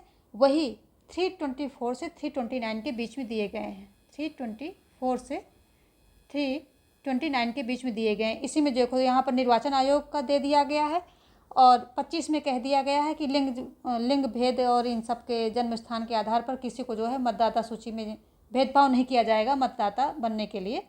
26 में कह दिया है कि अगर कोई अपराध वगैरह ये सब नहीं किया है तो वो पंजीकृत होने का हकदार है मतदाता। तो देख लीजिए सब यहीं पर घूम रहा है। 24 है ना, तो ये जो है 24, 25, ये 26 हो गया। तो ऐसे जो है यहीं पर घूम रहा है। तो ये सब संबंधित है, इनसे निर्वाचन संबंधित है। तो ये आप ध्यान रखेंगे। भाग 15 में दिया गया, ये भी याद रखेंगे। देखेंगे नेक्स्ट क्वेश्चन क्या कह रहा है कि किस दशक के अंत में चुनाव आयोग ने मतदान के लिए ईवीएम का प्रयोग करना शुरू कर दिया था? तो 70 के दशक, 60 के, 90 के या 80 के? तो अभी भी हमने बात कर ही ली है कि जो 90 के दशक के अंत में तो इसने क्या किया था कि शुरू कर दिया था, ईवीएम का प्रयोग करना शुरू कर दिया था। ऑप्शन यहाँ पर सी राइट हो जाएगा। देखेंगे नेक्स्ट क्वेश्चन। अगला क्वेश्चन क्या कह रहा है कि भारत में दूसरा आम चुनाव किस वर्ष हुआ था? 1954 में, 55 में, 57 में या 57 में या 56 में? तो दूसरा आम चुनाव की बात हो रही है कि कब हुआ था? तो ये हुआ था 1957 में हुआ था। ऑप्शन सी जो है आपका यहाँ पर राइट हो जाएगा। ठीक है, और होता कब है? 24 फरवरी और 9 जून के बीच में संपन्न हुआ था। देखो यहाँ पर होता क्या है कि जो पहला ये विधानसभा चुनाव था तो लोकसभा चुनाव के साथ हुआ था, जिसमें सभी राज्यों में कांग्रेस की सरकार बनी थी। लेकिन जब दूसरा हुआ जो 1957 में, तो इसमें जो है पहली गैर कांग्रेसी सरकार केरल में बनी थी, जो बनाई थी नंबूदरी पाद ने बनाई थी। ये कम्युनिस्ट पार्टी की सरकार थी। लोकतांत्रिक तरीके से इसने जो है इसी को कहते हैं कि दुनिया की पहली लोकतांत्रिक तरीके से बनी हुई जो कम्युनिस्ट सरकार भी बोलते हैं। तो ये केरल में बनाई थी किसने? नंबूदरी पाद ने बनाई थी। ठीक है, तो ये गैर कांग्रेसी पहली गैर कांग्रेसी सरकार जो है बनी थी। ठीक है, गैर कांग्रेसी सरकार बनी थी पहली कब? 1957 में। तो ये भी देख लीजिए किस वर्ष हुआ। दूसरा हुआ था 1957 में। गैर कांग्रेसी सरकार बनी थी कहाँ? केरल में। और ये जो है पहली गैर कांग्रेसी सरकार थी। जबकि यदि हम केंद्र में बात करें कि केंद्र में पहली गैर कांग्रेसी सरकार कब आती है, गैर कांग्रेसी सरकार कब आती है? तो ये आती है 1977 में, जो इमरजेंसी के बाद ये जनता पार्टी सरकार गठबंधन के द्वारा पहली केंद्र में गैर कांग्रेसी सरकार जो है बनती है। ठीक है, चलिए देखेंगे नेक्स्ट क्वेश्चन। अगला क्वेश्चन क्या कह रहा है कि दल बदल संबंधी मामलों पर अंतिम निर्णय लेने का अधिकार है निर्वाचन आयोग को, संबंधित दल के नेता को, सदन के अध्यक्ष को, संसदीय समिति को? तो यहाँ पर जो है सदन के अध्यक्ष हो जाएगा। सदन का जो अध्यक्ष होगा वही ये निर्णय लेगा, अंतिम निर्णय उसी का होगा। और यदि बात करें कि इसके जो दल बदल संबंधी प्रावधान कब आया, तो जो 52वां संविधान संशोधन अधिनियम संशोधन था, 92वां संशोधन जो था, तो इसी के द्वारा कब आता है? 1985 में ये लाया जाता है। 1985 में लाया जाता है और 10वीं अनुसूची जोड़ी जाती है, उसी में इसका जो है प्रावधान किया गया है। जबकि जो फिर 92nd अमेंडमेंट फिर से आता है, क्योंकि ये ज़्यादा प्रभावकारी नहीं होता है, तो 91st यानी कि 91वां संविधान संशोधन आता है ना। तो इसमें क्या होता है कि 2/3 सदस्यों द्वारा क्या होता है, जब 91वां आता है तो इसमें 2/3, जब 2/3 सदस्य किसी दल के एक साथ किसी दूसरे दल में जाते हैं तो इस तरह के विलय को कानूनी तौर पे मान्य माना गया था, इससे कम नहीं। जब 2/3 सदस्यों द्वारा किसी अन्य दल में किया गया विलय ही कानूनी तौर पे मान्य था। प्लस इसमें एक बात और की जाती है कि जो है मंत्रिपरिषद की संख्या 15, जो टोटल सदन की संख्या है, सदस्य संख्या है, उससे 15% से एक्सीड नहीं होगी। यानी कि 15% पर यहाँ पर लिमिट लगा दी गई थी कि 15% से ऊपर नहीं जाएगी, तो लिमिट कर दी गई थी। सदन की टोटल संख्या से 15% से ऊपर जो है नहीं जाएगी किसी भी सदन की, जिस सदन की बात हो रही, चाहे वो लोकसभा हो और चाहे राज्यों में विधानसभाएं हों, 15% से नहीं जाएंगी ऊपर। चलिए देखेंगे नेक्स्ट क्वेश्चन। अगला क्वेश्चन क्या कह रहा है कि स्वतंत्र भारत के आम चुनाव में लोकसभा के लिए कुल कितनी सीटों के लिए मतदान किया गया? 489, 427 या 512 या 508 कितने के लिए किया गया? तो इसमें किया गया था 489 सीटों के लिए जो है मतदान किया गया था। ऑप्शन ए यहाँ पर राइट हो जाएगा। ठीक है। भारत में आम चुनाव 25 अक्टूबर 1951 से 21 फरवरी 1952 के बीच में हुए थे। लेकिन क्योंकि ज़्यादातर पार्टों में ये 52 में ही संपन्न हुए थे, तो इसको क्या 1952 का ही चुनाव जो है इसको माना जाता है। तो ये भी ध्यान देने वाली बात है, यहाँ पर 1952 का ही चुनाव माना जाता है। और इसमें क्या होता है, जो भारतीय राष्ट्रीय कांग्रेस है वो भारी जीत हासिल करती है, क्योंकि उस समय जो कांग्रेस का बढ़िया इमेज बहुत अच्छी रहती है। स्वतंत्रता के तुरंत बाद की बात थी ये। तो देखेंगे अगला क्वेश्चन क्या कह रहा है कि स्वतंत्रता के पश्चात पहले लोकसभा व विधानसभाओं के निर्वाचन में किस राज्य में गैर कांग्रेसी सरकार बनी? तो इसकी हमने बात कर ली है। कहाँ पर बनी थी? राजस्थान में, त्रावणकोर कोचीन में या मद्रास में या किसी राज्य में भी नहीं। तो भाई देखिए बात तो कर ली थी, लेकिन यहाँ ऑप्शन नहीं है, तो यहाँ पर ऑप्शन डी हो जाएगा, किसी राज्य में नहीं बनी थी। इनमें से किसी राज्य में नहीं बनी थी। और पूछ रहा है कि स्वतंत्रता के पश्चात पहले लोकसभा, और यहाँ पर आंसर भी डिफरेंट, क्वेश्चन भी डिफरेंट है। पहले लोकसभा की बात कर रही है, तो पहले लोकसभा में किसी भी राज्य में जो है गैर कांग्रेसी सरकार नहीं बनी थी, क्योंकि वहाँ पर पूरी तरह से प्रभुत्व जो है कांग्रेस का था। तो सारे, और एक साथ विधानसभा लोकसभा के चुनाव हुए तो सारे स्टेट में जो है कांग्रेसी सरकार ही बनी थी, और केंद्र में भी। और पहली गैर कांग्रेसी सरकार जैसे हमने बात कर ली है 1957 में बनती है। कहाँ बनती? केरल में बनती है। किसके द्वारा? नंबूतिरीपाद के द्वारा बनती है। और इसी को जो है दुनिया की पहली ये लोकतांत्रिक रूप से चुनी जाने वाली कम्युनिस्ट सरकार भी बोला जाता है, ये भी बोला जाता है, इसका ये भी फैक्ट है। और जबकि केंद्र में 1977 में पहली गैर कांग्रेसी सरकार बनती है जनता पार्टी के द्वारा। देखेंगे नेक्स्ट क्वेश्चन। अगला क्वेश्चन क्या कह रहा है कि भारत में वित्तीय वर्ष आरंभ होता है तो कब आरंभ होता है? 1 जनवरी से, 1 फरवरी से, 1 मार्च से या 1 अप्रैल से? वित्तीय वर्ष आरंभ होने की बात हो रही है, तो ये कब होता है? वित्तीय वर्ष आरंभ भारत में कब होता है? ये होता है 1 अप्रैल से हो जाता है, यानी कि ऑप्शन डी जो है आपका राइट हो जाएगा। भारत में ये जो है वित्तीय वर्ष 1 अप्रैल से आरंभ होता है, और इसका अंत कब होता है? 31 मार्च को इसका अंत हो जाता है। और जो सरकार तथा समस्त भारतीय बैंक इसी को आधार मानकर अपना कार्य करते हैं, यानी कि यही उनके लिए वित्तीय वर्ष होता है। तो 31 मार्च को इसका अंत हो जाता है और प्रारंभ 1 अप्रैल को होता है।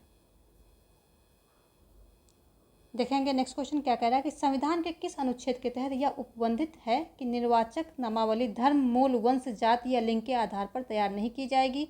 अनुच्छेद 17, 29, 325, 326। तो इसके बारे में अभी अभी हमने बात कर ली थी।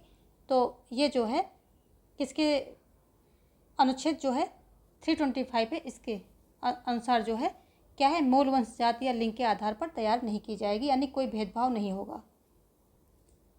जबकि 326 में योग्यता का जो है विवरण दिया गया है कि यदि कोई पागल नहीं है, अपराधी नहीं है वगैरह वगैरह, तो उसको जो है नामावली का वो पंजीकृत होने का अधिकार रखेगा। ठीक है, चलिए देखेंगे। 17 जो है इम्पॉर्टेंट है, ये अस्पृश्यता से संबंधित है, अस्पृश्यता निरोध से संबंधित है ये अनुच्छेद आपका। देखेंगे नेक्स्ट क्वेश्चन। अगला क्वेश्चन क्या कह रहा है कि वोट देने का अधिकार एक सामाजिक अधिकार है या फिर एक व्यक्तिगत अधिकार है, संवैधानिक है या विधिक है? वोट देने का अधिकार देखो भाई एक संवैधानिक अधिकार है।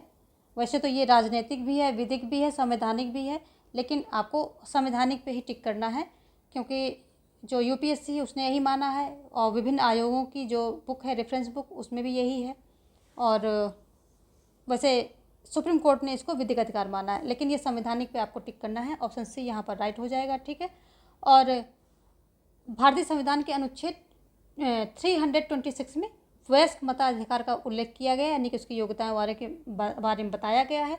और ये एक चीज़ और यहाँ समझने वाली है कि 61वां संविधान संशोधन जो था उसके द्वारा 1989 में किया गया था, उसके द्वारा क्या आयु घटाई गई थी, कहाँ कब से? 21 से 18 कर दी गई थी। तो ये किसकी सिफारिश पे की गई थी, ये ध्यान देने वाली बात है। तो ये जो ये थी तारकुंडे समिति थी, तारकुंडे समिति इसकी सिफारिश पे जो है ये उम्र जो है क्या घटाई गई थी, ठीक है, 21 से 18 की गई थी। और तारकुंडे समिति जो है ये गठित कब होती है, तो 1989 में। सॉरी, ये समिति का गठन तो 74 में होता है, इसका गठन तो क्या होता है 74 में होता है। ये 1989 में जो है ये एज को कम किया जाता है, यानी कि 21 से 18 कर दिया जाता है। तो यहाँ पर 1989 क्या होगा, 1989 में एज कम किया जाता है। और जो संशोधन 61वां संशोधन 1989 में किया जाता है, इसके द्वारा जो है एज कम की जाती है, जबकि समिति का गठन जो है 1974 में किया जाता है। चलिए देखेंगे नेक्स्ट क्वेश्चन। अगला क्वेश्चन क्या कह रहा है, भारतीय संविधान के किस अनुच्छेद में धन विधेयक को परिभाषित किया गया है, 110 में, 111 में, 112 में या फिर 113 में। तो जो अगर हम परिभाषा की बात करें तो परिभाषित किया गया है 110 में, ऑप्शन ए यहाँ पर राइट हो जाएगा, ठीक है। और 110 में क्या है, जो ये धन विधेयक को परिभाषित किया गया है। और इसको क्या है, जब ये जो वित्त विधेयक है, वित्त विधेयक दो जगह परिभाषित किया गया है, एक है 110 में, दूसरा है 117 में। तो 117 वाला सामान्य कैटेगरी में आ जाता है, यानी कि जैसे सामान्य विधेयक होते हैं वैसे इसको ट्रीट किया जाता है। लेकिन 110 सिर्फ लोकसभा में रखा जा सकता है, और इसको जो है धन विधेयक, इसको क्या, इसी को धन विधेयक बोलते हैं, इसी को धन विधेयक बोलते हैं। ये सिर्फ लोकसभा में रखा जा सकता है। इसकी परिभाषा जो है 110 में दी गई है। और 109 में जो है इसकी प्रक्रिया के बारे में बताया गया है कि 109 में सीधा सीधा आपकी एनसीईआरटी में कहता है कि ये जो धन विधेयक है ये कहाँ, लोकसभा में प्रस्तुत किया जाएगा, राज्यसभा में, जो राज्यसभा होगी उसमें प्रस्तुत नहीं किया जाएगा। साफ साफ मना करता है कि राज्यसभा में प्रस्तुत नहीं किया जाएगा, ये किया जाएगा कहाँ, लोकसभा में किया जाएगा, ठीक है। तो 109 ये बात करता है, 110 जो है ये परिभाषा की बात करता है। ये जो है वित्त विधेयक, धन विधेयक और विधेयक, इन पर एक डिटेल वीडियो मैंने बना रखी है। तो देखिए कि धन विधेयक कौन कौन सी शर्तें होती हैं, किन किन शर्तों पे धन विधेयक होता है, नहीं तो वित्त विधेयक हो जाता है। तो ये सब चीज़ें बड़ी डिटेल में हमने बता रखी हैं। तो आप ये जो है वीडियो जाकर के कोर्स वीडियो में इसकी प्लेलिस्ट लगी हुई है, वहाँ पर देखेंगे। तो ये कॉन्सेप्ट समझना बहुत ही इंपॉर्टेंट है आंसर देने के लिए। तो संसद के उसी किसी पार्ट में ये धन विधेयक, वित्त विधेयक और नॉर्मल विधेयक, इन सब के बारे में हमने वहाँ पर दे रखा है। तो आप इसको पक्का देखिए। चलिए देखेंगे नेक्स्ट क्वेश्चन क्या कह रहा है। अगला क्वेश्चन क्या कह रहा है कि भारत के किस प्रदेश में अनुसूचित जनजातियों के लिए सर्वाधिक सीटें आरक्षित हैं, राजस्थान, उड़ीसा, बिहार, मध्य प्रदेश। तो ये मध्य प्रदेश है, यहीं पर जो है अनुसूचित जातियों के लिए सर्वाधिक सीटें आरक्षित हैं, ठीक है। तो ये जो मध्य प्रदेश है इसी में जो है जनजातियों के लिए सर्वाधिक सीटें आरक्षित है। और मध्य प्रदेश में क्या है कि एक अच्छी खासी जनसंख्या जनजाति है, और लगभग अगर कुछ कुल टोटल भाग देखें तो टोटल जनसंख्या का 20% के आसपास, यानी कि 20.27% जो है इसका भाग वहाँ पर है। देखेंगे नेक्स्ट क्वेश्चन। अगला क्वेश्चन क्या कह रहा है कि भारत में वित्तीय व्यवस्था को केंद्र एवं राज्य स्तरों पर किसके द्वारा नियंत्रित किया जाता है, भारत का महान्यायवादी, संसद की वित्तीय समितियां, भारत का नियंत्रक एवं लेखा परीक्षक या फिर उपरोक्त सभी। तो कौन करता है इसको, ये किया जाता है जो भारत का नियंत्रक एवं लेखा परीक्षक है उसके द्वारा किया जाता है। और इसका प्रावधान कहाँ है, नियंत्रक एवं महालेखा परीक्षक का प्रावधान अनुच्छेद 148 में दिया गया है, ठीक है। और यही जो है नियंत्रण करता है।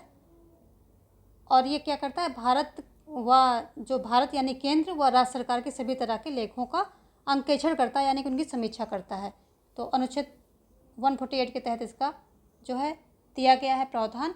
यदि हम वित्त आयोग की बात करें, वित्त आयोग, ठीक है, तो इसका कहाँ पर है विवरण, इसका विवरण है 280 में दिया गया है, 280 में दिया गया है।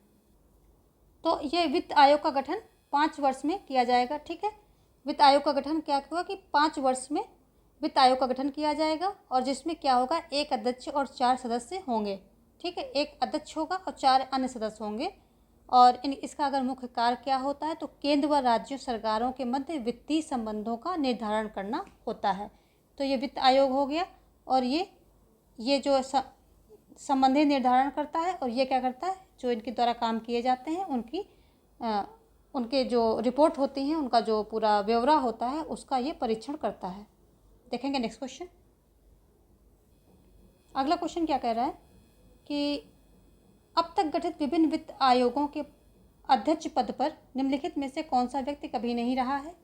तो ऑप्शन है श्री संथानम, श्री ए.के. चंदा, डॉक्टर राजमन्नार या बी.पी. मंडल। तो जो वित्त आयोग के अध्यक्ष पद पर बात हो रही है तो इसमें जो है श्री वी.पी. मंडल ये नहीं रहे हैं। ये क्या थे, जो पिछड़ा आयोग था, ये पिछड़ा आयोग था, इसके जो है क्या थे, अध्यक्ष थे। ठीक है, इसके अध्यक्ष थे, पिछड़ा वर्ग आयोग के अध्यक्ष थे ये, लेकिन कभी ये वित्त आयोग के अध्यक्ष नहीं रहे हैं। तो ऑप्शन डी यहाँ पर राइट हो जाएगा। बाकी सभी जो है वित्त आयोग के अध्यक्ष पद पर कभी न कभी रह चुके। देखेंगे नेक्स्ट क्वेश्चन। अगला क्वेश्चन क्या कह रहा है कि नीचे दिए गए संविधान के अनुच्छेदों के संदर्भ में सूची 1 का सूची 2 से मिलान करना है आपको और सही आंसर जो है बताना है। तो पहले ये देख लेते हैं, फिर कोड भी देख लेंगे। अनुच्छेद 148 अभी हमने बात की, अनुच्छेद 280 अभी बात की, अनुच्छेद 315 की बात नहीं की, चलो अभी कर लेंगे। अनुच्छेद 324 इसकी बात कर चुके हैं, तो बहुत इजी है मिलाना। चलो 148 क्या है, 158 जो है किससे संबंधित है, अभी बात की, ये दूसरा हो जाएगा। ठीक है, दूसरा हो जाएगा ये अनुच्छेद 148 कौन आया जाएगा, महालेखा परीक्षक हो जाएगा। ठीक है, जो 280 है 140 हो जाएगा महालेखा परीक्षक, 280 हो जाएगा वित्त आयोग, यहाँ पर 3 लिख लेंगे। ठीक है, और जो 315 है ये किसका आ जाएगा, तो ये संघ लोक सेवा आयोग आ जाएगा, तो यहाँ पर हम 4 लिख लेंगे। जो अनुच्छेद 324 है तो ये क्या है, तो इसकी हमने बात करी ली है, निर्वाचन आयोग, तो ये 1 आ जाएगा। तो हमारा क्या हो गया 2 3 4 1, 2 3 4 1, हमारा ऑप्शन ए यहाँ पर जो है ये राइट हो गया है। चलिए देखेंगे नेक्स्ट क्वेश्चन। अगला क्वेश्चन क्या कह रहा है कि केंद्र सरकार किसकी सिफारिशों के आधार पर भारत की संचित निधि से राज्यों को अनुदान देता है, नीति आयोग, वित्त आयोग, लोक लेखा समिति या राज्य सरकार का प्रतिनिधि मंडल।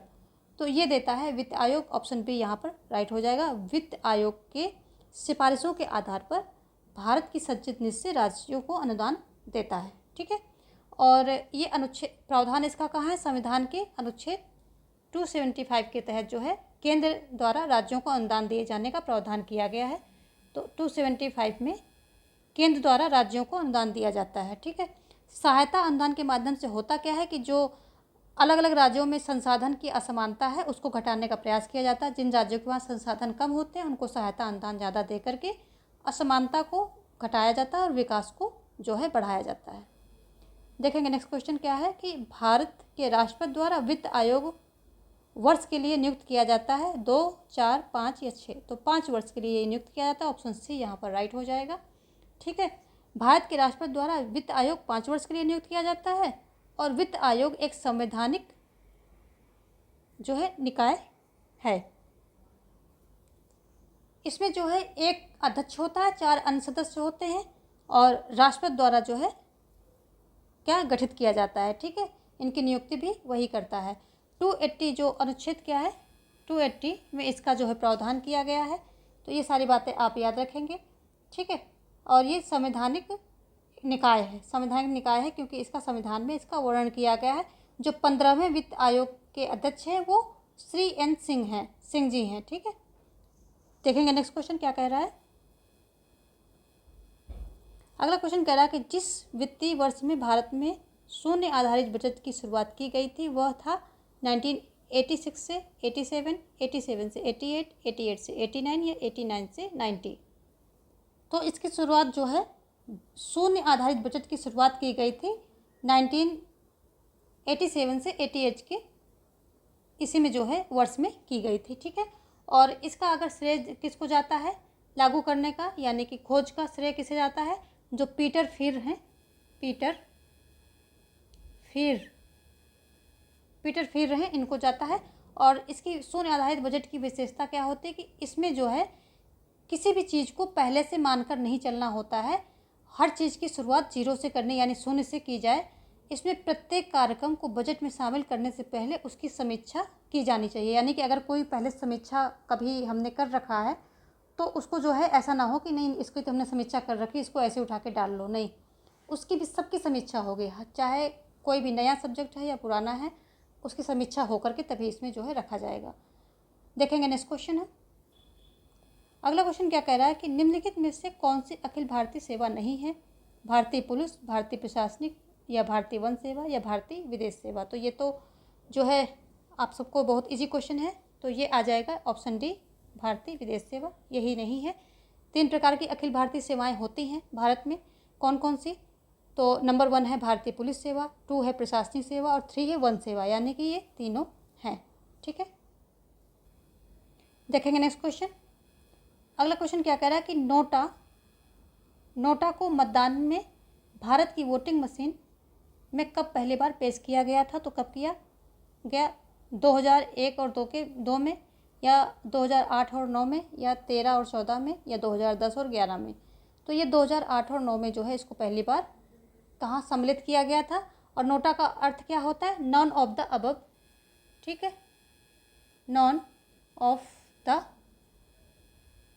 अबव ये होता है कि हम किसी जो इस जितने भी इस लिस्ट में हैं किसी को नहीं चुन रहे हैं, ये इसका मतलब होता है। और ये 2008-9 के में जो मतदान हुए थे उसमें सर्वप्रथम इसका जो है प्रयोग वोटिंग मशीन में जो है इसको रखा गया था, इस ऑप्शन को। ठीक है, और इसका जो पहला प्रयोग कहाँ हुआ था? छत्तीसगढ़। जो छत्तीसगढ़ पहला राज्य था जिसने इस ऑप्शन को अपने यहाँ राज्य में चुनाव में होते हुए रखा था। और फिर 2014 में नोटा पूरे देश में लागू कर दिया गया था, यानी कि सभी चुनाव में ये ऑप्शन रख दिया गया था। चलिए देखेंगे नेक्स्ट क्वेश्चन। नेक्स्ट देखेंगे कि अगला क्या कह रहा है कि निम्नलिखित में से किसके तहत मतदाता को पहचान पत्र देने की व्यवस्था की गई है? पहचान पत्र की बात हो रही है। भारत के संविधान के तहत, 1958 का जन प्रतिनिधित्व कानून इसके तहत, या 1975 का चुनाव कानून संशोधन, या आपराधिक और चुनाव कानून संशोधन।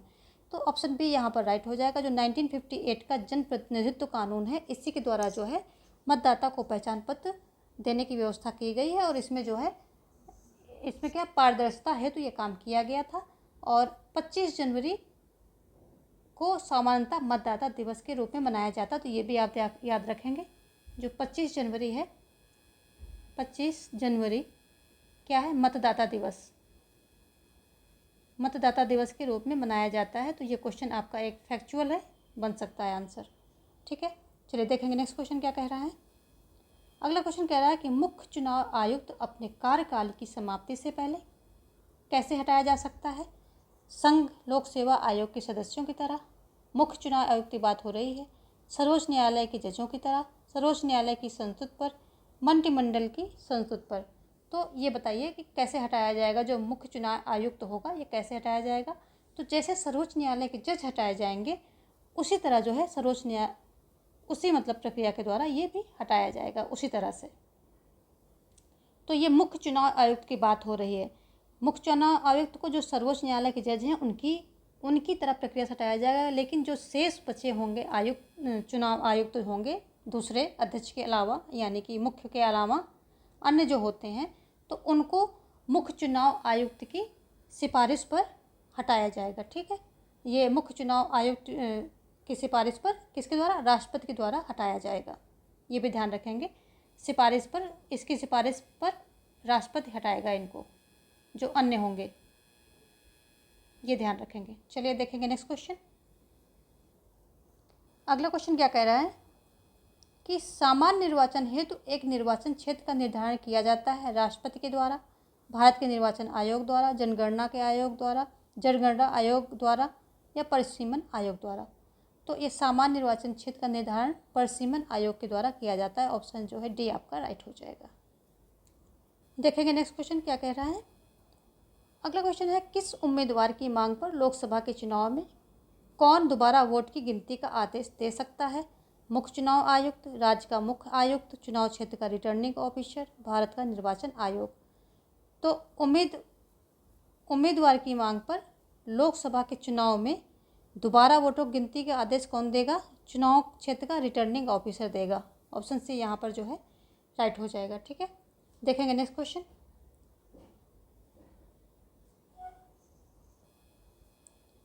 अगला क्वेश्चन क्या है? चुनाव सुधारों हेतु भारतवर्ष में किस वर्ष जगन्नाथ राव समिति का गठन किया गया था? 1970 में, 71 में, 72 में या फिर 73 में? तो जो जगन्नाथ राव समिति थी इसका गठन जो है 71 में किया जाता है। ऑप्शन बी यहाँ पर राइट हो जाएगा। और ये 72 में जो है अपनी रिपोर्ट दे देती है। ठीक है, 72 में अपनी रिपोर्ट दे देती है। इसका गठन 1971 में किया जाता है। देखेंगे नेक्स्ट क्वेश्चन। अगला क्वेश्चन क्या कह रहा है कि निम्नलिखित में से कौन भारत में निर्वाचन सुधारों से संबंध नहीं है? तारकुंडे समिति, दिनेश गोस्वामी समिति, एम बोहरा समिति या इंद्रजीत गुप्त समिति? कौन सी नहीं है? यहाँ पर ऑप्शन सी राइट हो जाएगा, एम बोहरा समिति।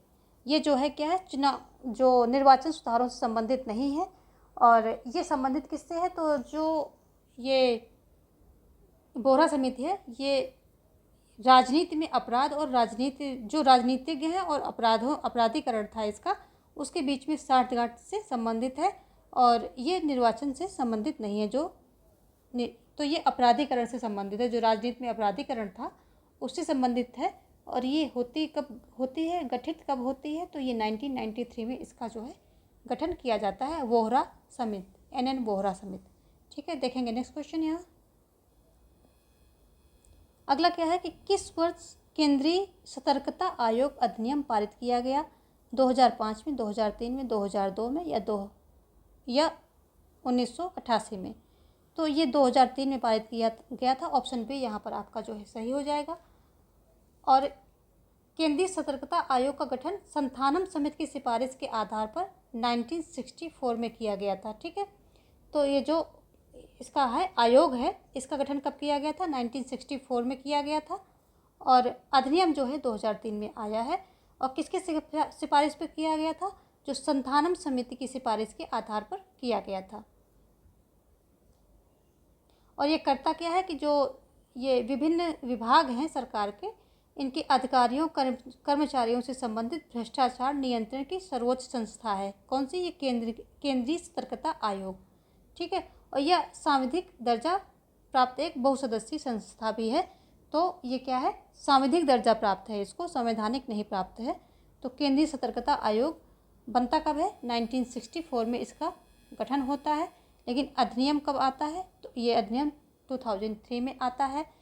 कौन सी समिति सिफारिश देती? ये सारे यहाँ से बनते हैं, आपके जो है क्वेश्चन बनते हैं। तो संथानम समिति जो है इसकी क्या करती है? सिफारिश करती है। ठीक है, संथानम समिति। देखेंगे नेक्स्ट क्वेश्चन क्या कह रहा है। अगला क्वेश्चन कह रहा है कि संविधान का अनुच्छेद जो यूपीएससी के सदस्यों को हटाने के बारे में विवरण देता है, हटाने के बारे में 223 है या 323 है या 325 है या 317 है या 319 है? कौन सा है?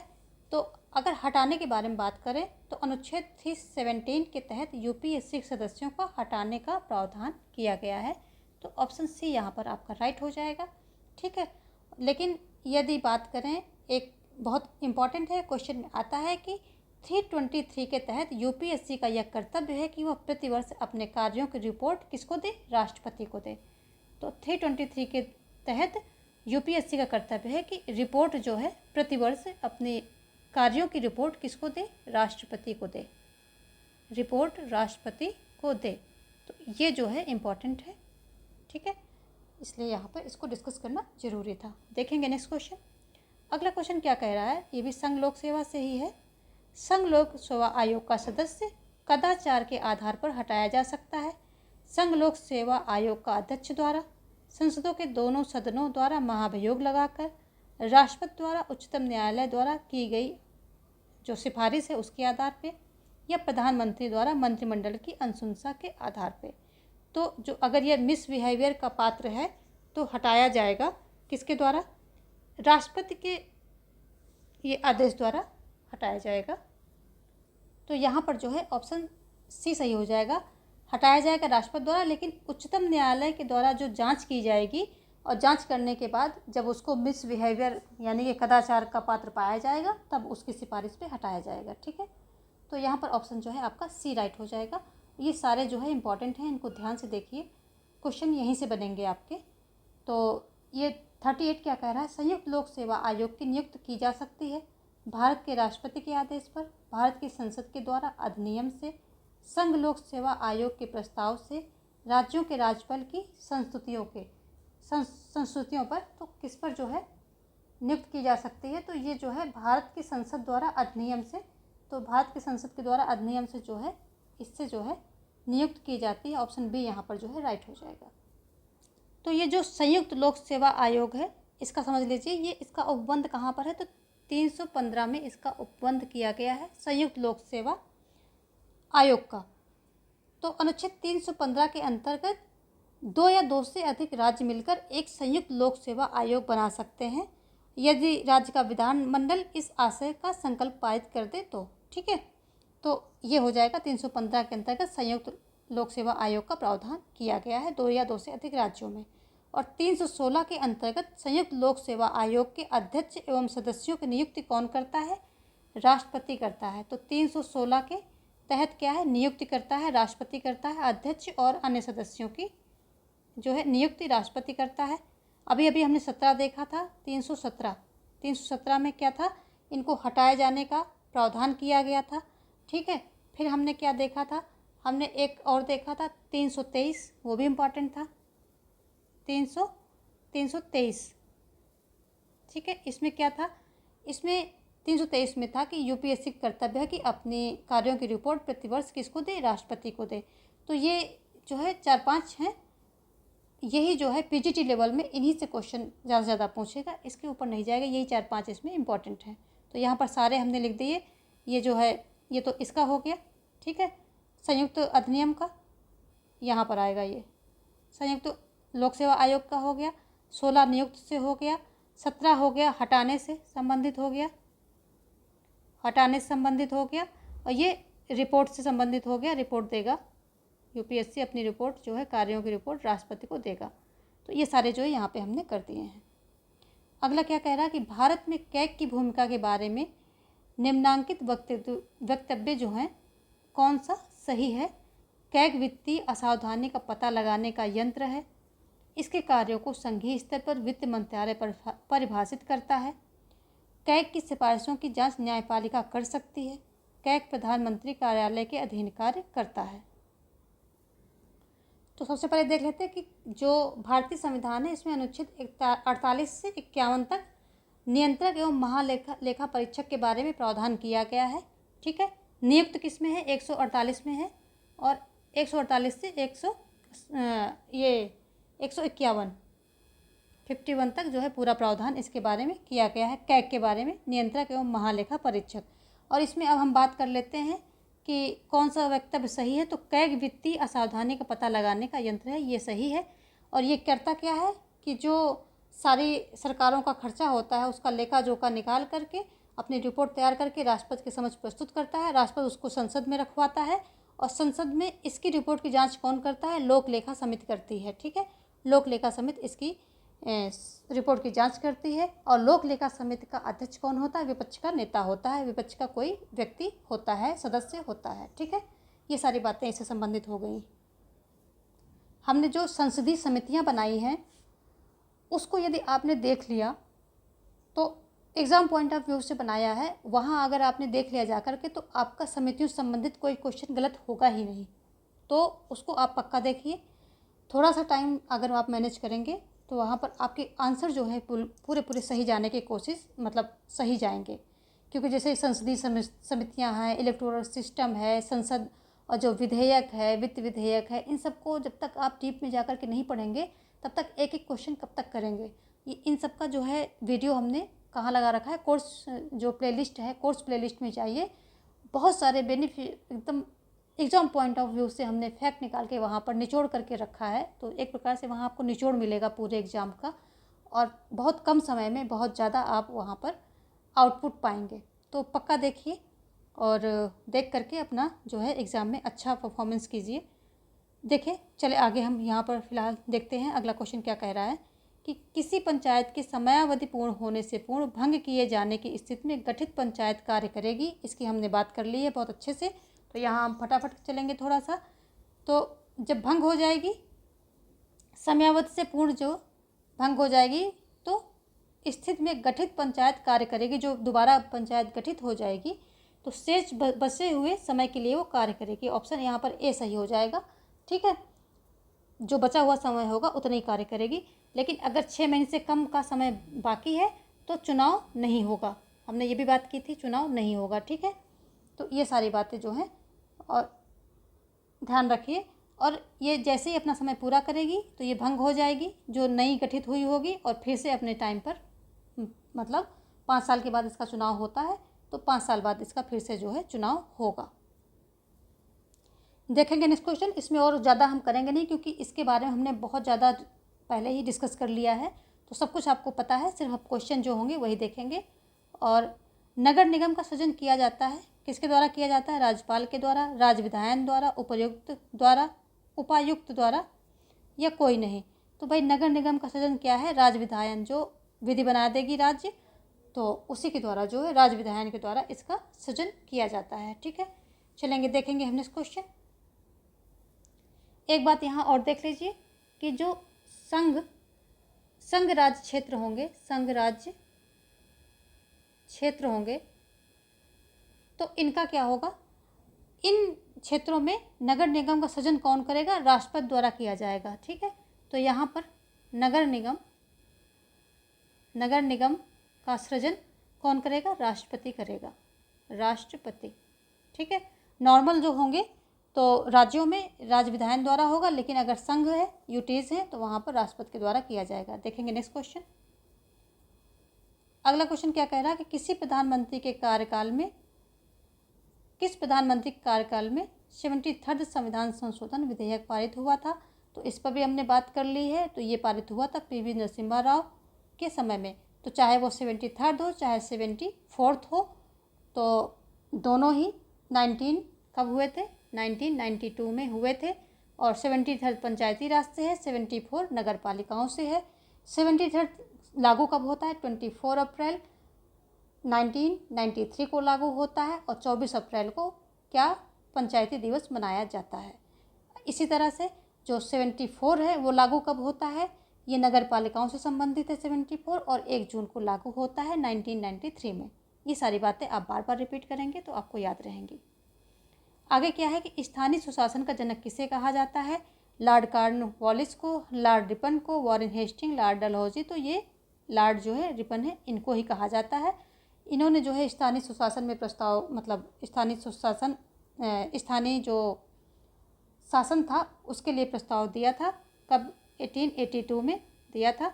और इन्हीं के जो इन्होंने प्रस्ताव दिया था स्थानीय सुशासन के लिए, तो उसको क्या है? स्थानीय सुशासन का जो है स्थानीय सुशासन की संस्थाओं का मैग्ना कार्टा बोला जाता है। ठीक है, मैग्ना कार्टा बोला जाता है, और इसीलिए इनको क्या कहा जाता है? स्थानीय सुशासन का जनक कहा जाता है। ठीक है, ये सारी बातें हो गई। आगे देखेंगे हम नेक्स्ट क्वेश्चन। देखेंगे नेक्स्ट क्वेश्चन क्या कह रहा है कि भारतीय संविधान के किस अनुच्छेद में यह वर्णित है कि ग्राम सभा ग्राम स्तर पर ऐसी शक्तियों का प्रयोग और ऐसे कृत्यों को पालन कर सकेगी जो राज्य विधानमंडल द्वारा विधि द्वारा उपबंधित किए जाएंगे। यानी कि राज्य विधानमंडल कानून बनाकर जो प्रावधान कर देगी। तो अनुच्छेद किस अनुच्छेद में यह वर्णित है? तो अनुच्छेद 243 के कामे है, या 243 के खामे हैं, या गामे हैं, या फिर घामे हैं। तो ये अनुच्छेद सारे वही हैं, इनके सब सेक्शन अलग अलग हो जाते हैं। तो ये कहाँ पर प्रावधान किया गया है? तो ये देख लीजिए, प्रावधान किया गया है ये ए में, अनुच्छेद 243 के काम में। ठीक है, इसमें प्रावधान क्या किया गया है हमने बात कर ली, दोबारा कर लेते हैं कि जो मतलब विधि बनाकर के जो इनको शक्तियाँ वगैरह दे दी जाएंगी ग्राम पंचायतों को, उनको ये यूज कर सकेगी। ठीक है, राज्य विधानमंडल के द्वारा जो प्रावधान कर दिया जाएगा वो ये ग्राम सभाएं इनको यूज कर पाएंगी। खा क्या कहता है? अगर हम खा की बात करें तो ये गठन के बारे में बात करते हैं, गठन।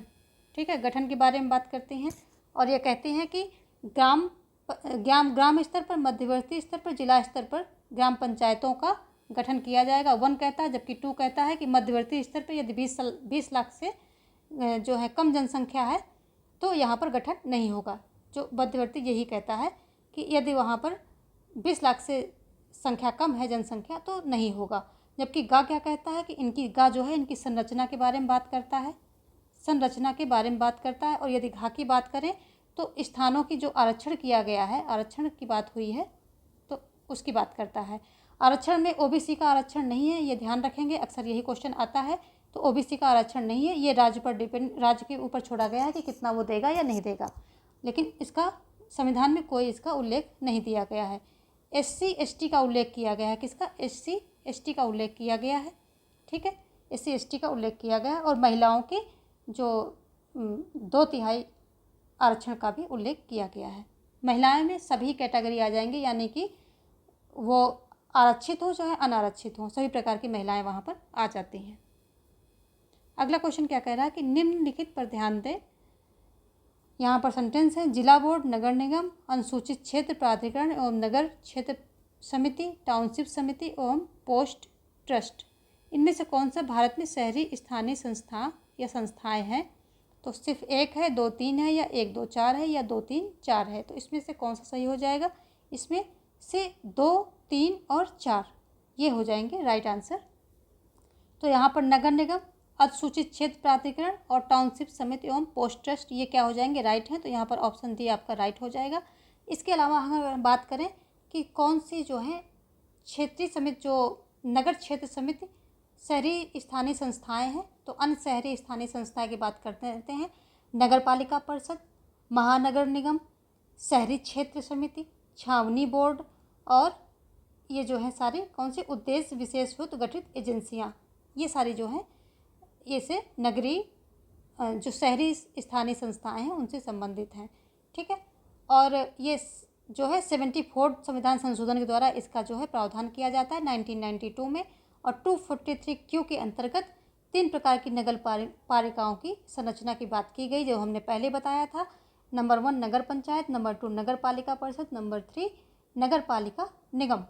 ठीक है, नगर panchayat, municipal council and municipal corporation किसके अंतर्गत? 243Q के अंतर्गत, 243Q के अंतर्गत। इम्पॉर्टेंट है इसलिए इसको मैं बार बार रिपीट कर रही हूँ। तो इसमें 3 प्रकार की जो है नगर पंचायत, नगर निगम परिषद, नगर निगम जो नगर पालिका निगम और नगर, फिर से बोलते हैं, नगर पंचायत, नगर पालिका परिषद और नगर पालिका निगम, 3 प्रकार की बातें की गई हैं इसमें। देखेंगे हम आगे नेक्स्ट क्वेश्चन देखेंगे। अगला क्वेश्चन कह रहा है कि छावनी परिषद के संदर्भ में इसमें क्या सही नहीं है? इसका निर्माण कार्यकारी संकल्प द्वारा होता है। यह यूनियन रक्षा मंत्रालय के प्रशासनिक नियंत्रण में कार्य करती है। इसकी स्थापना नगरीय प्रशासन द्वारा कैंटोनमेंट क्षेत्र सामान्य नागरिकों के लिए होती है। यह एक सांविधिक निकाय है। तो क्या जो है सही नहीं है? तो सही नहीं है पहला, इसका निर्माण कार्यकारी संकल्प द्वारा होता है, यही सही नहीं है। ये छावनी परिषद के बारे में देख लीजिए। छावनी परिषद क्या होती है?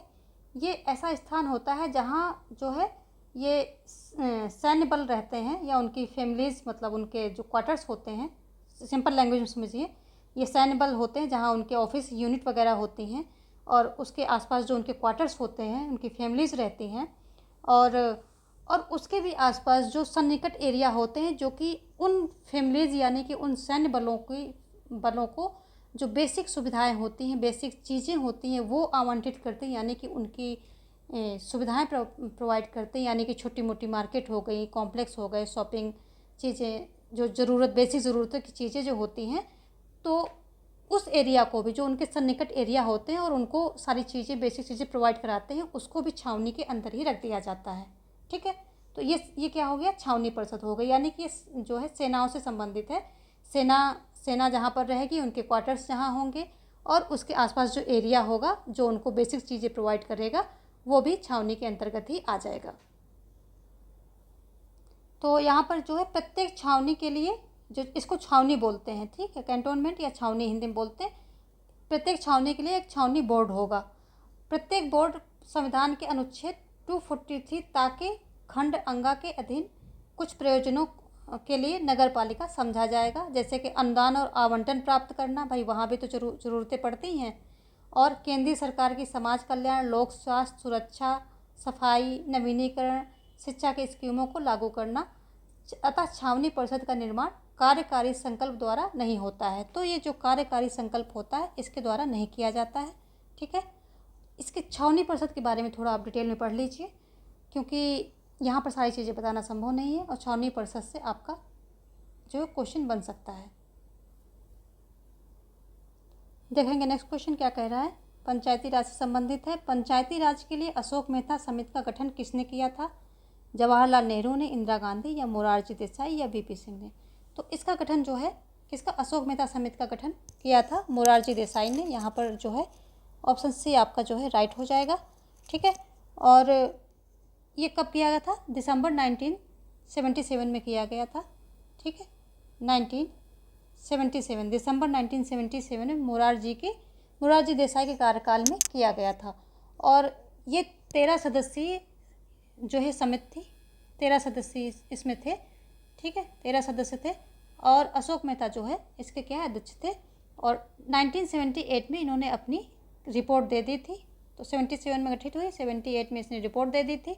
और इसकी सिफारिश जो इसने की थी सरकार द्वारा अपर्याप्त मानते हुए इसको अस्वीकार कर दिया गया। तो ये भी ध्यान रखिए कि जो इसने सिफारिश की थी उनको सबको अस्वीकार कर दिया गया था। नेक्स्ट देखेंगे अगला क्वेश्चन क्या है कि किस संशोधन ने भारतीय लोकतंत्र में सरकार के तीसरे स्तर की शुरुआत की? ठीक है, भारतीय लोकतंत्र में तीसरे स्तर की शुरुआत किसने की? 74वां, 73वां और 74वां दोनों, या फिर 67th या फिर 73rd? तो 73वां और 74वां इन दोनों ने मिलाकर के जो है तीसरे स्तर की सरकारें बनाई। इसने 73वें ने ग्राम स्तर पे किया और इसने नगरीय स्तर पे किया। तो ऑप्शन बी यहाँ पर दोनों आ जाएगा, राइट है, दोनों ही यहाँ पर राइट हो जाएगा। ठीक है, तो बाकी इस पर हमने काफ़ी डिस्कस कर ली है डिटेल में, उससे ऊपर कुछ नहीं जाएगा, कुछ नहीं पूछेगा उससे ऊपर, तो हम इस पर और ज़्यादा डिटेल अब चर्चा नहीं करेंगे। बढ़ते हैं, ये सब बता दिया है हमने कि यहाँ पर 11वीं अनुसूची जोड़ी जाती है और जो 4th है इसमें 12वीं अनुसूची जोड़ी जाती है। भाग 9 होता है यहाँ पर जो है 9A जोड़ा जाता है। सारी चीज़ें हमने बता दी। यहाँ 18 विषय होते हैं और यहाँ पर कितने हैं? 29 विषय होते हैं। 29 विषय होते, सारी चीज़ें हमने डिस्कस कर ली हैं। आप वीडियो को दोबारा देखेंगे, सब चीज़ आपको मिल जाएगा। अगला कह रहा है कि निम्नलिखित में से किस व्यक्तित्व ने वर्ष 1972 में स्वरोजगार महिला संघ यानी कि सेवा की स्थापना की? उन्होंने टेक्सटाइल लेबर एसोसिएशन नामक गांधीवादी महिला ट्रेड यूनियन के साथ भी काम किया था। तो कौन थी ये करने वाले? तो ये थी ये जो इला भट्ट थी, इन्होंने ही किया था। ऑप्शन डी यहाँ पर राइट हो जाएगा, इला भट्ट। ठीक है, इन्होंने जो है 1972 में सेल्फ एम्प्लॉयड वीमेन एसोसिएशन नामक महिला व्यापार संघ की स्थापना की थी और 12 लाख से अधिक महिलाएं इसकी सदस्य हैं। तो कब किया था? जो है 1972 में, 1972 में, जो कि यहाँ डेट दे रखी है। सेवा इसको सेल्फ एम्प्लॉयमेंट वुमेन एसोसिएशन, ये जो है वीमेन एसोसिएशन नाम से इन्होंने एक संस्था की शुरुआत की थी। नेक्स्ट क्वेश्चन देखेंगे, जिला योजना के लिए जिले में राजनीतिक और प्रशासनिक ढांचे के प्रकार का सुझाव देने के लिए 1988 में कौन सी समिति गठित की गई थी? JVK राव समिति, LM सिंघवी समिति, PK थुंगन समिति, अशोक मेहता समिति? कौन सी समिति जो है की गई थी? तो देखेंगे यहाँ पर, तो यहाँ पर जो है PK थुंगन समिति सही हो जाएगा, ऑप्शन सी। ठीक है, जो भारतीय संविधान के भाग 9A के अंतर्गत अनुच्छेद 243ZD में जो है नगर पालिकाओं द्वारा तैयार की गई योजनाओं को समेकित करता है, जो ये है। और इनकी जो है सिफारिश पर क्या है कि जिला योजना समिति का गठन किया गया था, प्रावधान किसके? थुंगन समिति के सिफारिशों पर। नेक्स्ट देखेंगे, अगला क्या कह रहा है कि स्वतंत्रता पश्चात स्थानीय शासन निकाय निर्माण का पहला प्रयास था सामुदायिक विकास कार्यक्रम, अपना गांव योजना, मेहता रिपोर्ट या मुकाम बोर्ड या स्थानीय बोर्ड? तो जो पहला प्रयास था स्वतंत्रता के पश्चात वो कौन सा था? तो ये ऑप्शन ए यहाँ पर राइट हो जाएगा, सामुदायिक विकास कार्यक्रम। ये शुरू कब किया जाता है? 1952 में शुरू किया जाता है और इसी सामुदायिक विकास कार्यक्रम के बेहतर क्रियान्वयन के मतलब बेहतर तरीके से काम करने के लिए बलवंत राय मेहता समिति का गठन किया जाता है 1957 में, 4 साल बाद। ठीक है, 1957 में जो बलवंत राय मेहता समिति होती है, बलवंत राय मेहता समिति की गठन जो है किया जाता है कि इसका जो है परीक्षण करो और इसमें क्या और सुधार हो सकते हैं उस पर जो है काम करो। तो बेहतरी के लिए इसको जो है गठन किया गया था 1957 में बलवंत राय मेहता समिति का। अगला क्वेश्चन क्या कह रहा है कि वाक्यों को ध्यान से पढ़ना है, सही गलत बताना है। प्रथम पंचवर्षीय योजना की कोशिश देश की गरीबी मकड़जाल से निकलने की थी। और सेकंड है, इसके लिए औद्योगिकरण की तीव्र रफ्तार का फार्मूला अपनाया गया था।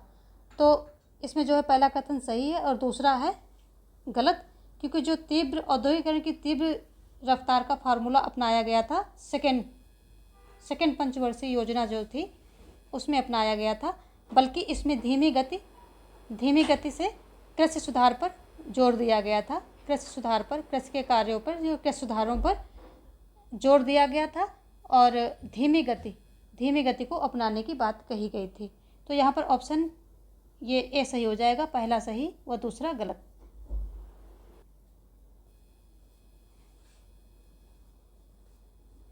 ये कुछ फैक्ट हैं। पंचायत चुनाव का निर्णय जो है राज्य सरकार द्वारा लिया जाता है और पंचायत जो चुनाव होते हैं उसको हेल्ड कौन कराता है? ये कराता है जो राज्य चुनाव आयोग होता है वो कराता है, लेकिन निर्णय कौन लेता है कि चुनाव कब होंगे?